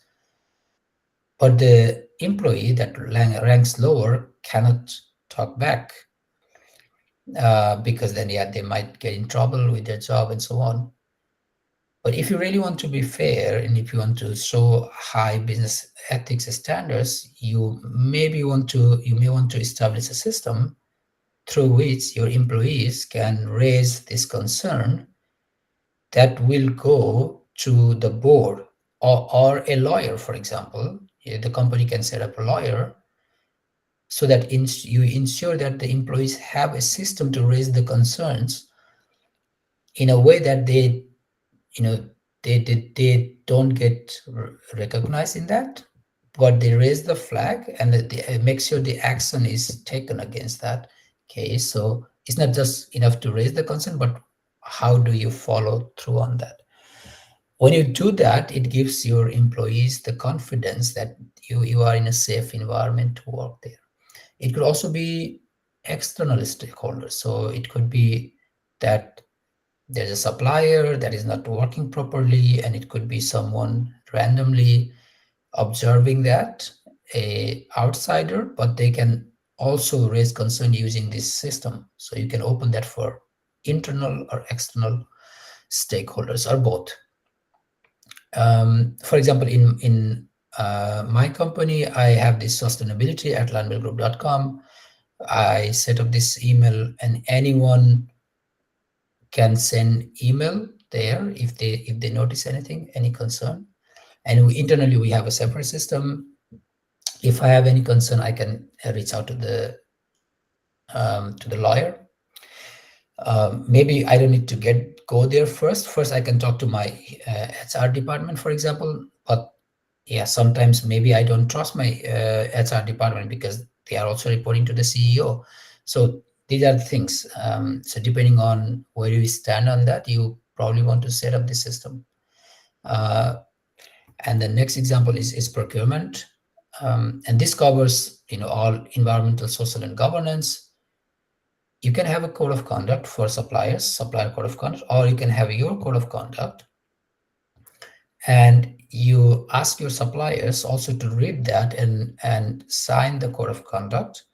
You cannot enforce them, right? Because you are not an authority, but you can at least make them think about these things. What you have as your sustainability targets will not be accomplished if your suppliers are not supporting you. So a lot of the times, depending on your business, your suppliers they play a big role. And this is how you can cascade down the sustainability action. So this is how you can define action and then try to quantify as much as you can, set a target, but it will not always work. Then you have to find a way around it. But then once you set the targets, then you have to take action, right? So if you want to reduce 50% GHG emission, then maybe you want to switch to cleaner energy and so on. And then you should have a monitoring system, reporting. Before you can report, you want to measure it, you want to monitor the progress. And then comes the disclosure part or the reporting part. And this is a great opportunity to create a story and then share it with everyone. Your sustainability report is public, and this is a public disclosure. And so far, many companies, they write a report about how many trees they planted and how many NGOs they supported and so on, which is great. That is the CSR, right? The corporate sustainability responsibility. Though this corporate CSR, corporate social responsibility. But now you can bring it together with your financial report. So when I came to Landbell, we had another report called performance review every year. The first year, 2022, we had two separate reports, sustainability report and that one. Then I talked to the CEO and the CMO, the marketing officer, and we combined them into this one report. And this is because they are not two different things. What is the performance of your company, meaning how much money you make and where you operate, all these things. All the sustainability topics are linked to that. So it only makes sense you combine them. So, and this is a great opportunity to share your story. And this is what we did. And I just wanted to give you an example of what we did last year. We followed the GRI standards, and in the GRI standards, you have to follow, these disclosure requirements, and you have to write this content index at the end of the report where you show what are the details. Yeah, you can see, maybe not readable to everyone, but these are organizational details, employees, all these things. You might see there are some very basic, and sometimes, for example, how do you engage with the stakeholders, all these things you have to write in that, and then you show on which page these topics are covered, right? So this is how we follow.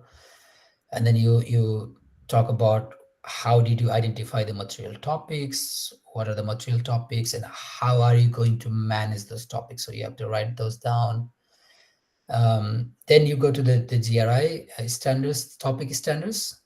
Okay, so 2204 is procurement practices. Mr. Keshav, can you bit elaborate on material topics? I want to know. Yeah, material topics. So what we discussed earlier, the materiality assessment, right? So this is what you actually explained there. So how did you came to the list of material topics? You explain what is the process you use, stakeholder engagement, all these things, and then list of topics. So you write about that in this one. Okay. Some of the example of the topics, of material topics, like can we say we have a number of female employees and male employees? Okay. I don't know if you have been listening to me, but we talked about this earlier, in the earlier part, where we went through stakeholder engagement, understanding everyone, what they want, and then coming up with a list of topic, and then identifying which are the materials. So having this materiality metrics and so on. That's what you have to write here. Okay. It's not okay. But I will show you later. Because we have the example. So, for example, procurement practices is already a topic. So this is a material topic. When you see this 204, and now let's go to the next one. 205, anti-corruption is a material topic. Materials, as in resources, is another topic, right? And energy, emissions, waste, and so on. So these are all material topics. So what you do here is that the GRI2 is the general disclosure. Every company has this. GRI3 is the material topics, how you identify those topics and what are the topics. And then GRI, when it starts with 200, 300, then you are going to the specific topics and then writing about what you are doing there and what is the progress. Then you go really into the quantities and data and so on. Is that clear now? Yeah, okay. Okay, then let's continue. So, as I was saying, we also have to write down the GRI, that number, like standard number, GRI 205, if we are developing sustainability report under GRI. So the way it works is that there are GRI trainers. They are officially recognized by the Global Reporting Initiative Foundation, and they are kind of certified, you can say. And if you want to have this kind of approved by the GRI, then yes, you have to do that. But again, this is a voluntary standard, right? But here we say that we reported this with reference to GRI standards. There are two things. There is with reference and in accordance. So for in accordance, you have to really follow them. But with reference is kind of loosely following them, but we still had a consultant, a company that are authorized by GRI to check and see whether we are conforming to the GRI standards. So it depends on how much you want from GRI standard, but it's not that you have to, but it's a really good idea to follow them like this. And for transparency, of course, you want to disclose this.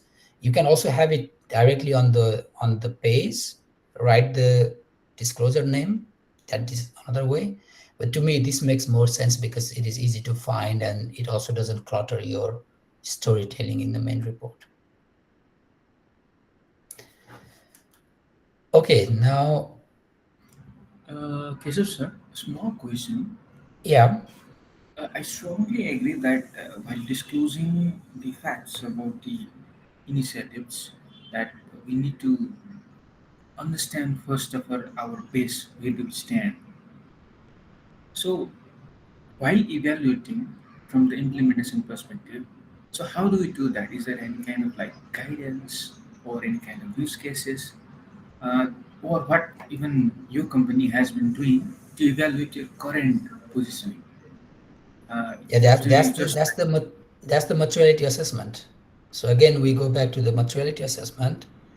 You go through this. So you talk to your stakeholders, you engage with them. You first, what I said was that first you need to understand your business, right? So what your company does.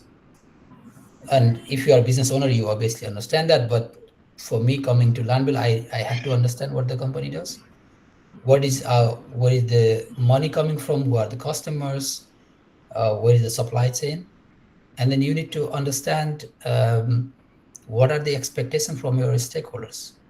And then you can use GRI has this all explained, and you can simply follow them. But this is the main step: understand the business, understand the stakeholder expectations, and then come up with the list of topics, and then think about what makes sense to you. What are material? What are maybe there are topics that you cannot do anything even though it is material for you, right? So then you have to really decide at the end. It is up to you where you want to take action. But the important thing is that if you want to be transparent, you can talk about it. Okay, these are the topics we identified, but we are starting with this, and then we have plans to follow through on this next year, and so on.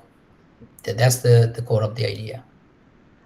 so just to add a bit one more shade on it, it will become very practical on this case. Let's say just before you highlighted that you can take a goal. Let's say by 2030, I'm going to reduce the CO2 emission. Let's take example, one of the target. Now, is it I evaluate that I talk to all my staff that they use the vehicles, which of these vehicles emit the CO2, which not, and then I calculate, or how do I evaluate the current situation, so that I will be now needing a requirement, as you said, maturity assessment and then a gap assessment. So did you get it? मैले प्रश्न बुझिनँ है राम्रोसँग, एकचोटि फेरि भन्नु त, ल नेपालीमै कुरा गरौँ। सो कस्तो भन्दाखेरि जस्तै अहिले भर्खरै हजुरले भन्नुभयो कि एउटा टार्गेट लिने भएर कि CO2 इमिसन चाहिँ म 50% घटाउँछु भनेर। So मैले 50% घटाउनको लागि त as you rightly said, and that is a practical challenge right now I'm facing, कि आजको मिति मैले कति गरिरहेको छु त। सो अहिले अब हजुरले भन्नुभएको जस्तो म के हरेकजना स्टाफहरूमा मेरोमा चाहिँ, अथवा even you said you talk to the suppliers, you go to each of suppliers, how they emit, and then calculate, and then you come to one एउटा कुनै पोजिसनमा ल्याउने कि म कति रिपोर्टहरू देख्छु कि जहाँ चाहिँ number of vehicles vehicles use गरेको भनेर चाहिँ CO2 मैले घटाएँ भन्ने खालको नि क्लेमहरू भेटाएको छु। So do you suggest that way कि मैले यति एउटा गाडी युज गरेँ अनि यति CO2 कमिसन कम गरेँ? सो यस्तो दुईटा कुरा हजुरले दुईटा कुरा छ। एउटा चाहिँ टार्गेट पोलिसीमा के टार्गेट राख्ने भन्ने कुरा भयो हैन। अर्को चाहिँ नाप्ने कसरी चाहिँ ठ्याक्क हामीसँग कति छ भनेर कसरी थाहा पाउने। त्यही भएर त्यो पोलिसीमा राख्नुभन्दा पहिला एउटा बेसलाइन चाहिँ आफूले क्रिएट गर्नुपर्छ हैन। त्यसको लागि चाहिँ त्यो ग्रिन हाउस ग्यास प्रोटोकल फलो गर्यो भने चाहिँ एकदम राम्रो भयो। त्यो स्ट्यान्डर्ड छ एउटा हैन, त्यसले हुन्छ। तर त्यो गर्नु पनि भयो। जस्तै हाम्रो चाहिँ लास्ट इयर हामीले सानो सप्लायर इङ्गेजमेन्ट जस्तो गर्थ्यो। हामीले क्वेसनर बनायो अनि हाम्रो सप्लायरहरूलाई पठायो, अनि उनीहरूलाई चाहिँ यो नम्बर हामीलाई दियो भने, जस्तै हामीले उनीहरूलाई वेस्ट पठाउँछ, उनीहरूले रिसाइकल गर्छ, त्यो रिसाइकल गर्नलाई कि अथवा त्यो ट्रान्सपोर्टेसनको लागि चाहिँ उनीहरूले कुन ट्रक युज गर्छ। अब त्यो धेरै टेक्निकल हुन्छ त्यहाँनिर कुरा, कत्रो ट्रकको साइज कत्रो छ, डिजल हो कि पेट्रोल हो, कुन कुन यहाँ फेरि फरक फरक किसिमको पेट्रोल हुन्छ होइन, त्यो त्यसको कुन स्ट्यान्डर्डको पेट्रोल उनीहरूले युज गर्छ, त्यो कति किलोमिटर गयो, अनि सबैलाई कम्बाइन गरेर हामीले क्यालकुलेट गर्छ। अब त्यो कस्तो हुन्छ भने त्यो साइन्टिफिक चाहिँ हुँदैन होइन, किनभने त्यो चाहिँ इम्पोसिबल, त्यो सम्भव छैन त्यो सबै एकदम प्रिसाइजली क्यालकुलेट गर्न। तर त्यो कस्तो हो भने यो सस्टेनेबिलिटी रिपोर्टिङमा एउटा कुरा चाहिँ सबै कुरा पर्फेक्ट भएपछि रिपोर्ट गर्ने होइन कि, रिपोर्ट गर्न थाल्ने अनि क्वालिटी चाहिँ बिस्तारै डेटा क्वालिटी इम्प्रुभ गर्दै जाने हो। त्यसो हुँदाखेरि त्यो पोलिसी सुरुमै पोलिसी तपाईँले त्यो पोलिसी सेट गर्नुभन्दा पहिले नि तपाईँले बेसलाइन चाहिँ थाहा हुनुपर्छ। 50% घटाउँछु भन्ने हो भने चाहिँ तपाईँलाई बेसलाइन थाहा हुनु पऱ्यो। तर तपाईँले पहिलो टार्गेट के गर्न सक्नुहुन्छ भने ल मेजर गरौँ न त, हामी अर्को वर्षसम्म हामीले मेजर गर्छौँ, त्यो टार्गेट हुनसक्छ। अनि त्यसपछि चाहिँ अर्को टार्गेट चाहिँ घटाउने भनेर त्यसरी लानु मिल्छ। अब यो के कुरा हो भने यो धेरै धेरै डिटेल्समा गयो भने यो कम्प्लेक्स हुन्छ, अनि प्लस हरेक कम्पनीको लागि फरक फरक हुन्छ त्यो कुरा होइन। अनि त्यो भएर अब सस्टेनेबिलिटी प्रोफेसनलको काम त्यही हो नि त है, अन्तिममा कन्सल्टिङ गर्ने अथवा तपाईँ आफ्नै कम्पनीमा भए पनि हाम्रो काम नै त्यही हो। के हो भने त्यो हाम्रो कम्पनीको लागि चाहिँ वाट मेक्स सेन्स त्यो पत्ता लगाउने अनि त्यसलाई गर्ने। जस्तै मसँग रिसर्च ब्याकग्राउन्ड छ, त्यही भएर मलाई सजिलो छ त्यो काम गर्नलाई, तर सबैजनासँग हुँदैन होइन, त्यो छैन भने ठ्याक्क त्यो फलो गर्नलाई सजिलो छैन। त्यही भएर उनले हायर गर्छ, कन्सल्टिङ फर्महरू हायर गर्छ, हामीले पनि सपोर्ट गर्छ। जस्तै मैले मेरो कस्टमरलाई आफैले एउटा प्रडक्ट बनाएर पनि बेचेँ होइन, एउटा ठुलो कस्टमरलाई चाहिँ उसलाई चाहियो त्यो डेटा तर उसँग छैन, अनि मैले चाहिँ यसरी गर्न सकिन्छ भनेर एउटा सानो रिसर्च प्रोजेक्ट जस्तो गराएर तर त्यसलाई चाहिँ हामीले प्रडक्ट बनाएर बेच्यो। त्यो त्यसमा गयो भने चाहिँ त्यो ठुलै हुन्छ त्यो कुरा। तर तपाईँले भनेको कुरा सही हो, त्यो थाहा नभइकन what you cannot measure you cannot improve होइन। त्यो पहिलो टार्गेट हुनसक्छ कि तपाईँले मेजर गर्ने प्रपरली, अनि त्यसपछि चाहिँ त्यसलाई अब रिड्युस गर्ने।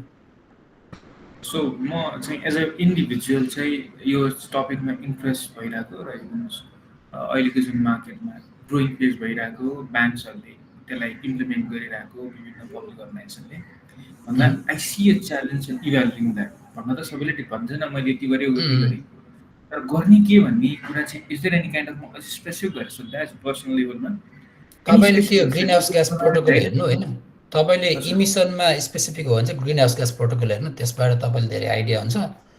अनि पछि क्वेसन छ भने मलाई पठाउनु न, अनि हामी कुरा गरौँला। Okay, sure sir, sure, thank you sir. ल अब अगाडि बढौँ है त, समय सकियो। हजुर Sir, before asking my question, I just wanted to ask, have you gone through PCAF reports of any of the banks in Nepal? Because my question is kind of a bit related to it. So, Nepali रिपोर्टहरु मैले हेरेको छैन रिसेन्टलीको। Okay, sir. Then I think my question is relevant. But then do you mind if I still ask away or? Yeah, go ahead, please. Sir, you PCAF only ekdamai jaldo baldo cha Hahn. I mean, banks are publishing their PCAF report and stuff. But then हामीले यो हुन्छ नि, I mean, Germany-मा उ गर्ने like database use गर्छ नि हैन, eco invent and all, and the emission factor of whatever they have published, जेको पनि emission factor त हुन्छ. But then I mean, regarding this report, what I really want to ask is, यो नेपालले publish गर्छ नि हैन, त्यो publish गरेको बेलामा how is it there, like त्यहाँ हुन्छ, like what protocol do they follow, and then what are the emission factors, because Nepal's emission report does really finish in 2 or 3 pages, and I don't think it makes sense when I read it. So what do you say about it? Okay, मलाई eco invent चाहिँ थाहा छ, pickup मलाई थाहा छैन हैन। अब केशवजी, युषाजीको क्वेरीजलाई अब maybe I क्यान मैले सकि भने एन्सर दिउँला। म चाहिँ नोबेल ब्याङ्क हो, हामीले 2023बाट चाहिँ डिस्क्लोज गरिरहेछौँ र नेपालमा सम्भवतः 7 वटा कमर्सियल ब्याङ्क्सहरू छन् पिक्यापसँग रिलेटेड, 7 वटाले डिस्क्लोज गरिसक्यौँ होइन। अब जेनरली तपाईँको क्वेरिज चाहिँ भ्यालिड क्वेसन हो। अब यसमा हामीसँग इमिसन फ्याक्टर छैन, तर के हुन्छ भन्दाखेरि पिक्याफले एउटा डेटाबेस दिन्छ होइन, पिक्याफ एकाडेमी भनेर एउटा लर्निङ कोर्स पनि दिन्छ। त्यो भित्र 6वटा एसेट क्लास छ जसमा 4वटा चाहिँ अब जस्तै business loan, mortgage, motor vehicle loan, finance, project finance अन्तर्गत चाहिँ हामी मैले चाहिँ एज अ कमर्सियल ब्याङ्कको हिसाबबाट भनिरहेको छु है। योमा चाहिँ हामीले डिस्क्लोज गर्छौँ किनभने हामीसँग त्यो फाइनेन्सिङ छ त्यसमा होइन। अब तपाईँको इमिसन फ्याक्टर चाहिँ डेटाबेस उसले हामीलाई दिन्छ। त्यो डेटाबेसमा चाहिँ के भन्छ भन्दाखेरि चाहिँ अब एसिया पेसिफिक योभन्दा अगाडिको डेटाबेसमा चाहिँ एउटा के थियो भने एडभान्स इकोनोमिक्स थियो, त्यो जेनेरिक थियो क्या। अनि अहिले चाहिँ अलिकति स्पेसिफिक भएर एसिया पेसिफिक पनि छ, नेपाल भनेर पनि आउँछ होइन। तर कस्तो छ भन्दाखेरि जस्तै तपाईँले हामीले स्कोर छ नि, तपाईँले if you have gone through the पिक्याफ 1 देखि 5 सम्म हुन्छ र त्यसमा अप्सन 1 देखि अप्सन 3 सम्म अब एउटा अप्सन 1 को 1A 1B तपाईँ त्यो स्कोर 1 मा चाहनुहुन्छ भने तपाईँसँग एक्युरेट डेटा हुनु पर्यो, प्राइमेरी डेटा हुनु पर्यो, जुन चाहिँ हामीसँग छैन अहिले होइन। नेपालको कम्पनीमा एनसेलले चाहिँ एउटा पब्लिस गरेको छ। अब नबिल लगायतको अरू ब्याङ्कका साथीहरूले गरेका छ भने त्यसलाई पनि के अरे हामी उसमा क्याटेगोरीमा राख्न सक्छौँ यदि अरूहरूले हाम्रो डेटा युज गर्छ भने। अब अप्सन 2 मा चाहिँ वा स्कोर 2 र 3 मा अन्तर्गतमा जाने हो भने कन्जम्सन र प्रोडक्सनको पाटोहरू हुन्छ जुन चाहिँ हाइड्रो इनर्जीमा चाहिँ आउन सक्छ क्या। किनभने त्यसमा हामीसँग रिभेन्यू पनि एभाइलेबल छ, एसेट पनि एभाइलेबल छ होइन। किनभने कुनै पनि ब्याङ्कले अब गऱ्यो भने त 8-9वटा 10-12वटा फाइनेन्स गरिरहेको हुन्छ, ठुलो हुन्छ नि त प्रोजेक्ट फाइनेन्सको पैसा त कन्स्ट्रक्सनमा गर्छौँ। त्यसले गर्दाखेरि त्यसको डेटाहरू इजिली एभाइलेबल हुन्छ र पिक्याफको स्ट्यान्डर्डमा पनि त्यो इमिसन फ्याक्टर त्यहाँ राखिदिएको छ होइन। अनि त्यसले गर्दाखेरि त्यो स्कोर अलिकति आउँछ। तर अब अरूहरूकोमा चाहिँ स्कोर चाहिँ अब इमिसन फ्याक्टर चाहिँ त्यो अजम्सनको बेसमा राखिदिन्छन्, हामीले त्यसरी नै लिने। अनि स्कोर चाहिँ त्यति राम्रो हुँदैन क्या। राम्रो भनेको 5 हुन्छ। तर नेपाल जस्तो देशमा चाहिँ म यसलाई चाहिँ किनभने यो भोलन्टरीली पनि हो। अब योबाट हामीले कमर्सियल ब्याङ्कहरूले डिस्क्लोज गर्यो भने न राष्ट्र ब्याङ्क वा राष्ट्र ब्याङ्क नभनौँ कहीँबाट हामीले केही पाउँछौँ। तर यो भोलन्टरी भएको भएर यो चाहिँ आफै स्वैच्छिक गरेको चाहिँ यो हिसाबबाट चाहिँ राम्रो हो। तर तपाईँले जुन एक्युरेसीको कुरा गर्नुभयो त्यसमा चाहिँ अझै 2-4 वर्ष चाहिँ होइन। अब जस्तै अहिले सरले भन्नुभयो नि अरू जिआरआई प्रोटोकल्सहरू वा लगायतका अरू चिज होइन। यो मा हामी जाँदै गर्दाखेरि चाहिँ अब यो गभर्मेन्ट लेभलबाटै वा हाम्रो सेन्ट्रल बडिजबाट नै अब निड, किन 6-7वटा ब्याङ्कले त गर्यो 20वटामा। अब यस्तै अरू इन्डस्ट्रीबाट पनि यस्तो चिज आउनु पऱ्यो क्या। जस्तै एनसेलले गरेको छ, यो हाम्रो एउटा एयरलाइन छ यतिले सायद गरेको हुनसक्ला होइन। यसरी आउँदाखेरि चाहिँ रेगुलेटरले पनि अब निड फिल गरेर अब चाहिँ हामीले यसमा रिसर्च R&D गर्नैपर्छ है भन्यो भने चाहिँ र गरेको खण्डमा चाहिँ तपाईँले भने जस्तै त्यो सटिक चाहिँ आउन सक्छ क्या। तर एभ्रीले चाहिँ हामी हरेक कमर्सियल ब्याङ्क वा एन्टिटी चाहिँ स्कोरहरू बढाउन अझै धेरैभन्दा धेरै हाम्रो पोर्टफोलियोमा चाहिँ हामीले कति इमिट गरेको छौँ वा एभोइड गरेको छौँ त्यसमा चाहिँ हामी लागि परिरहेछौँ। हजुर okay thank you so much Amrit sir. हजुर हजुर हजुर sir, back to you sir. धन्यवाद अमृतजी। यो चाहिँ एकदम जरुरी कुरा चाहिँ मैले अघि पनि भने होइन। के भने यो सुरुमै साइन्टिफिक भएर यसमा सकिँदैन। सुरुमा धेरै यस्तो रुल अफ थम लिएर हिँड्नुपर्छ होइन। अब इको इन्भेन्ट भने मैले पिएचडी गर्दाखेरि लाइफ साइकल असेसमेन्टको लागि युज गरेको डेटाबेस होइन। इभन इको इन्भेन्टको डेटा पनि पर्फेक्ट छैन। हामीले हाम्रो ल्याबबाट डेटा पठाएर इको इन्भेन्टलाई के अरे कति इम्प्याक्ट क्याटेगोरीमा चाहिँ जस्तै रिसाइक्लिङमा त्यो गर्न लगाएको थियो। त्यो बेलामा हामीले हरेक मेटल आइडेन्टिफाई गरेर त्यसको रिसाइक्लिङ रेट पत्ता लगाएर त्यो धेरै डिटेलमा जान्छ होइन। तर इम्पोर्टेन्ट कुरा के हो भने सुरु गर्ने जे छ त्यहाँबाट सुरु गर्ने, जहाँ छ त्यहाँबाट। अनि क्वालिटी चाहिँ बिस्तारै इम्प्रुभ, त्यो पर्फेक्ट हुन्छ अनि त्यसपछि रिपोर्ट गर्छु भनेर बस्यो भने चाहिँ त्यो कहिले पनि हुँदैन। अनि अहिले पनि जस्तै हामीसँग धेरै डेटा हुन्छ। हामीले इलेक्ट्रोनिक वेस्टहरू कलेक्ट गर्छ, रिसाइकल गर्छ होइन। हामीले इमिसन फ्याक्टरहरू हामीले आफ्नो इमिसन फ्याक्टर जर्मन गभर्मेन्टले जुन पब्लिस गर्छ त्यसको माथि पनि हामीले आफ्नो इमिसन फ्याक्टर डाइरेक्टली सप्लायरसँग कुरा गरेर हामीले आफैले राख्छौँ कि त्यसमा। किनभने जर्मन गभर्मेन्टले पनि त्यही गर्छ, सेक्टरहरू हेर्छ अनि इमिसन फ्याक्टरहरू दिन्छ। तर जति तपाईँको मेन थ्योरी चाहिँ के हो भने यसमा तपाईँ जति क्लोज टु द सोर्स होइन जति नजिक जानुहुन्छ नि कहाँबाट त्यो डेटा आएको त्यति तपाईँले हाई क्वालिटी डेटा भेटाउनुहुन्छ। तर अब ब्यालेन्स भेट्नु पऱ्यो नि तपाईँले सबै एफर्ट त्यसमा मात्र लगाएर भएन, अरू पनि टपिकहरू छ। त्यो भएको भएर अब त्यो कतिको एक्युरेट छ भन्ने कुरा चाहिँ कतिको जरुरी छ त्यो कुरा भन्नेसँग ट्रेड अफ हुन्छ अन्तिममा गएर।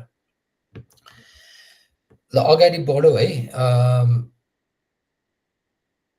मैले के भन्नु लागेको थिएँ भने यो सिएसआर जस्तै पहिला थियो अब कर्पोरेट सोसल रेस्पोन्सिबिलिटी भन्ने थियो होइन, अहिले चाहिँ के भइरहेको छ भने यो पुरै यसको मिनिङ नै चेन्ज भइरहेको छ। हामीसँग नयाँ रेगुलेसनहरू छ, नयाँ रिपोर्टिङ स्ट्यान्डर्डहरू छ।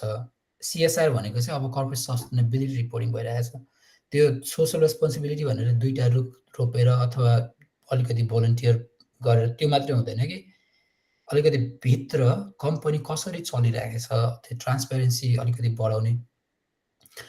अनि त्यतातिर गइरहेको छ सबै संसारभरि नै। अनि नेपालमा पनि खासै धेरै एडभान्समेन्ट नभए पनि अब केही इनिसिएटिभ त भइरहेको रहेछ, मैले पनि अहिले सिक्दैछु त्यो कुराहरू। अनि सबै कुराहरू जस्तै जति ट्रान्सप्यारेन्ट भयो अन्तिममा त्यो ट्रस्ट बढ्ने भनेको त जति ट्रान्सप्यारेन्ट भयो त्यति नै ट्रस्ट बढ्छ कस्टमरहरूसँग स्पेसली। अनि अल्टिमेट आइडिया चाहिँ के हो भने कम्पनीलाई त्यसले मद्दत गरोस् होइन, त्यसले त्यसको राम्रो इमेज बन्छ सोसाइटीमा अनि धेरै धेरै कस्टमरहरू चाहिँ इन्भल्भ हुन्छ, त्यो आइडिया। र यो सबै मुभमेन्टतिर भएको छ। तर यसको अर्थ यो होइन कि हरेक सस्टेनेबिलिटी इनिसिएटिभले चाहिँ कम्पनीलाई पैसा कमाउँछ भन्ने चाहिँ होइन। यो अन्तिममा कस्ट सेन्टर पनि हुनसक्छ कति बेला। जस्तै म हेड अफ सस्टेनेबिलिटी हो, मेरो टिम छ 6जना 7जनाको टिम छ, मैले पैसा कमाउँदैन, अलिअलि एउटा सानोतिनो प्रोजेक्टहरू मात्रै गर्छ, त्यसले पुग्दैन मेरो टिमलाई। मैले चाहिँ सिइओसँग मैले पैसा माग्नुपर्छ मेरो डिपार्टमेन्ट मेरो अफिस रन गर्नको लागि। तर त्यो चाहिँ कस्तो भने जस्तै ह्युमन रिसोर्सेस हुन्छ, आइटी हुन्छ, उनीहरूले पनि पैसा त कमाउँदैन होइन, सेल्सले मात्रै हो पैसा लिएर आउनु त।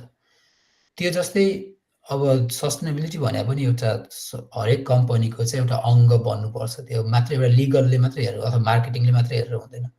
अनि किन हुनुपर्छ भने यो बुझ्नु पर्यो, टपिक बुझ्नु पर्यो। टपिक नै अलिकति भेग छैन, अहिले हामीले कुरा गऱ्यो यति धेरैवटा उयोहरू छ। अनि यदि इन्टरनली त्यो क्यापेसिटी हुँदैन कम्पनीहरूसँग भने उनीहरूले कन्सल्टेन्टहरू हायर गर्न सक्छ। अनि त्यो एक्सपेक्टमा चाहिँ अब स्टुडेन्ट भाइ बहिनीहरू हुनुहुन्छ भने तपाईँहरूलाई त्यो कुराहरू सिक्यो भने तपाईँले कसरी कम्पनीहरूलाई मद्दत गर्न सक्नुहुन्छ। त्यसको लागि कस्तो भने एउटा आइडियलिस्ट भएर नजाने कि कसरी चाहिँ कम्पनीलाई मद्दत गर्न सक्छ, कहाँ चाहिँ वे डज इट मेक सेन्स उनीहरूले चाहिँ एफर्टहरू राख्नको लागि त्यो कुराहरू बुझ्नुपर्छ। त्यो भयो भने चाहिँ रिपोर्टिङ चाहिँ अन्तिममा गएर रिपोर्टिङ मात्रै हुँदैन कि त्यसले रियल चेन्ज पनि लिएर आउँछ नि। त्यसले साइकल त्यो एक्सन अनि पोलिसिज अनि डिस्क्लोजर त्यो साइकललाई चाहिँ कन्टिन्यू गर्ने। अनि यसरी नै हामी चाहिँ त्यो सिचुएसन इम्प्रुभ हुँदै जान्छ भने सस्टेनेबिलिटी पर्फर्मेन्स इम्प्रुभ हुँदै जान्छ। यो चाहिँ अब एकचोटि गरेर हुने कुरा होइन, हरेक वर्ष हेर्ने नम्बरहरू हेर्ने, हामी कहाँ छौँ त्यो टार्गेट मिट गर्नको लागि पोलिसी चेन्ज गर्नुपर्छ भने फेरि पोलिसी चेन्ज गर्ने अनि कन्टिन्यू द साइकल। मैले सेयर गर्न खोजेको कुरा यति हो। अन्तिममा चाहिँ रिसोर्सेसहरू छ होइन, अलिकति यो हेर्नु। अहिले तपाईँहरूले सोधेको धेरै क्वेसनहरू चाहिँ यसमा हेऱ्यो भने पनि थाहा हुन्छ। यो युएन ग्लोबल कम्प्याक्ट हेर्नु, यो त पब्लिक रिसोर्स नै भयो होइन, तिनीहरूसँग धेरै गाइडलाइनहरू पनि छ। यो चाहिँ अब अलिकति युएनको हो, यो अलिकति फरक छ होइन। फरक भन्नाले उनीहरूको हुनसक्छ प्रायोरिटी, अब उनीहरूको एन्टी करप्सनमा धेरै ठुलो प्रायोरिटी छ। एकोभारिसको यो रिसोर्सेस पेज हेर्नु, त्यसमा धेरै कुरा छ। त्यहाँ चाहिँ लगइन गर्नुपर्छ अथवा रजिस्टर गर्नुपर्छ र तपाईँलाई कुनै इमेलले गर्न मिल्छ। त्यो इकोभारिसमा पार्टिसिपेट हुनलाई चाहिँ पैसा तिर्नुपर्छ। धेरै महँगो छैन, तर हामीले यहाँनिर जस्तै 1000 युरो जस्तोमा हुन्छ होइन हामी जत्रो कम्पनीको लागि। तर नेपालबाट गऱ्यो सानो कम्पनी छ भने त अझै कम होला भनेको, चेक गर्न सक्नुहुन्छ कति छ। तर तपाईँहरू पार्टिसिपेट नभए पनि यत्तिकै लगइन गरेर त्यसको रिसोर्सेसहरू हेर्न सक्नुहुन्छ। धेरै नै हेल्पफुल गाइडहरू छ। सिडिपी सबैलाई रेलेभेन्ट नहोला, तर हेर्नुभयो भने थाहा हुन्छ। अनि बिकर्प पनि, बिकर्प त झन् कम कम्पनीहरूलाई होला। मैले खोजेको नेपालबाट कुनै पनि कम्पनी छैन बिकर्पमा, तर यता पनि धेरै कम्पनी छ। हामी पनि छैन आफै, किनभने मैले हेरेको थिएँ तर हामीले धेरै नै गर्नुपर्ने छ बिकर्पमा सर्टिफाइड हुनको लागि। अनि यो अरू मटेरियलहरू चाहिँ मैले त्यो रिडिङ मटेरियल्समा छ। यो जिआरआई स्ट्यान्डर्ड्स हेर्नु, यो धेरै लामो छ, 700-800 पेज त्यस्तो छ। तर तपाईँले फिल्टर गर्न सक्नुहुन्छ कहाँ च्याप्टर बाई च्याप्टर होइन। त्यो मजाको छ गाइड चाहिँ, एकदम ध्यान दिएर बनाएको छ।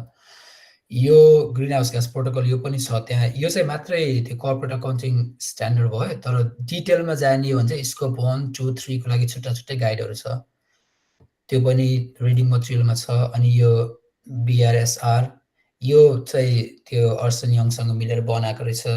मैले पनि पुरै पढेको छैन, मैले मात्रै स्किम गरेको थिएँ।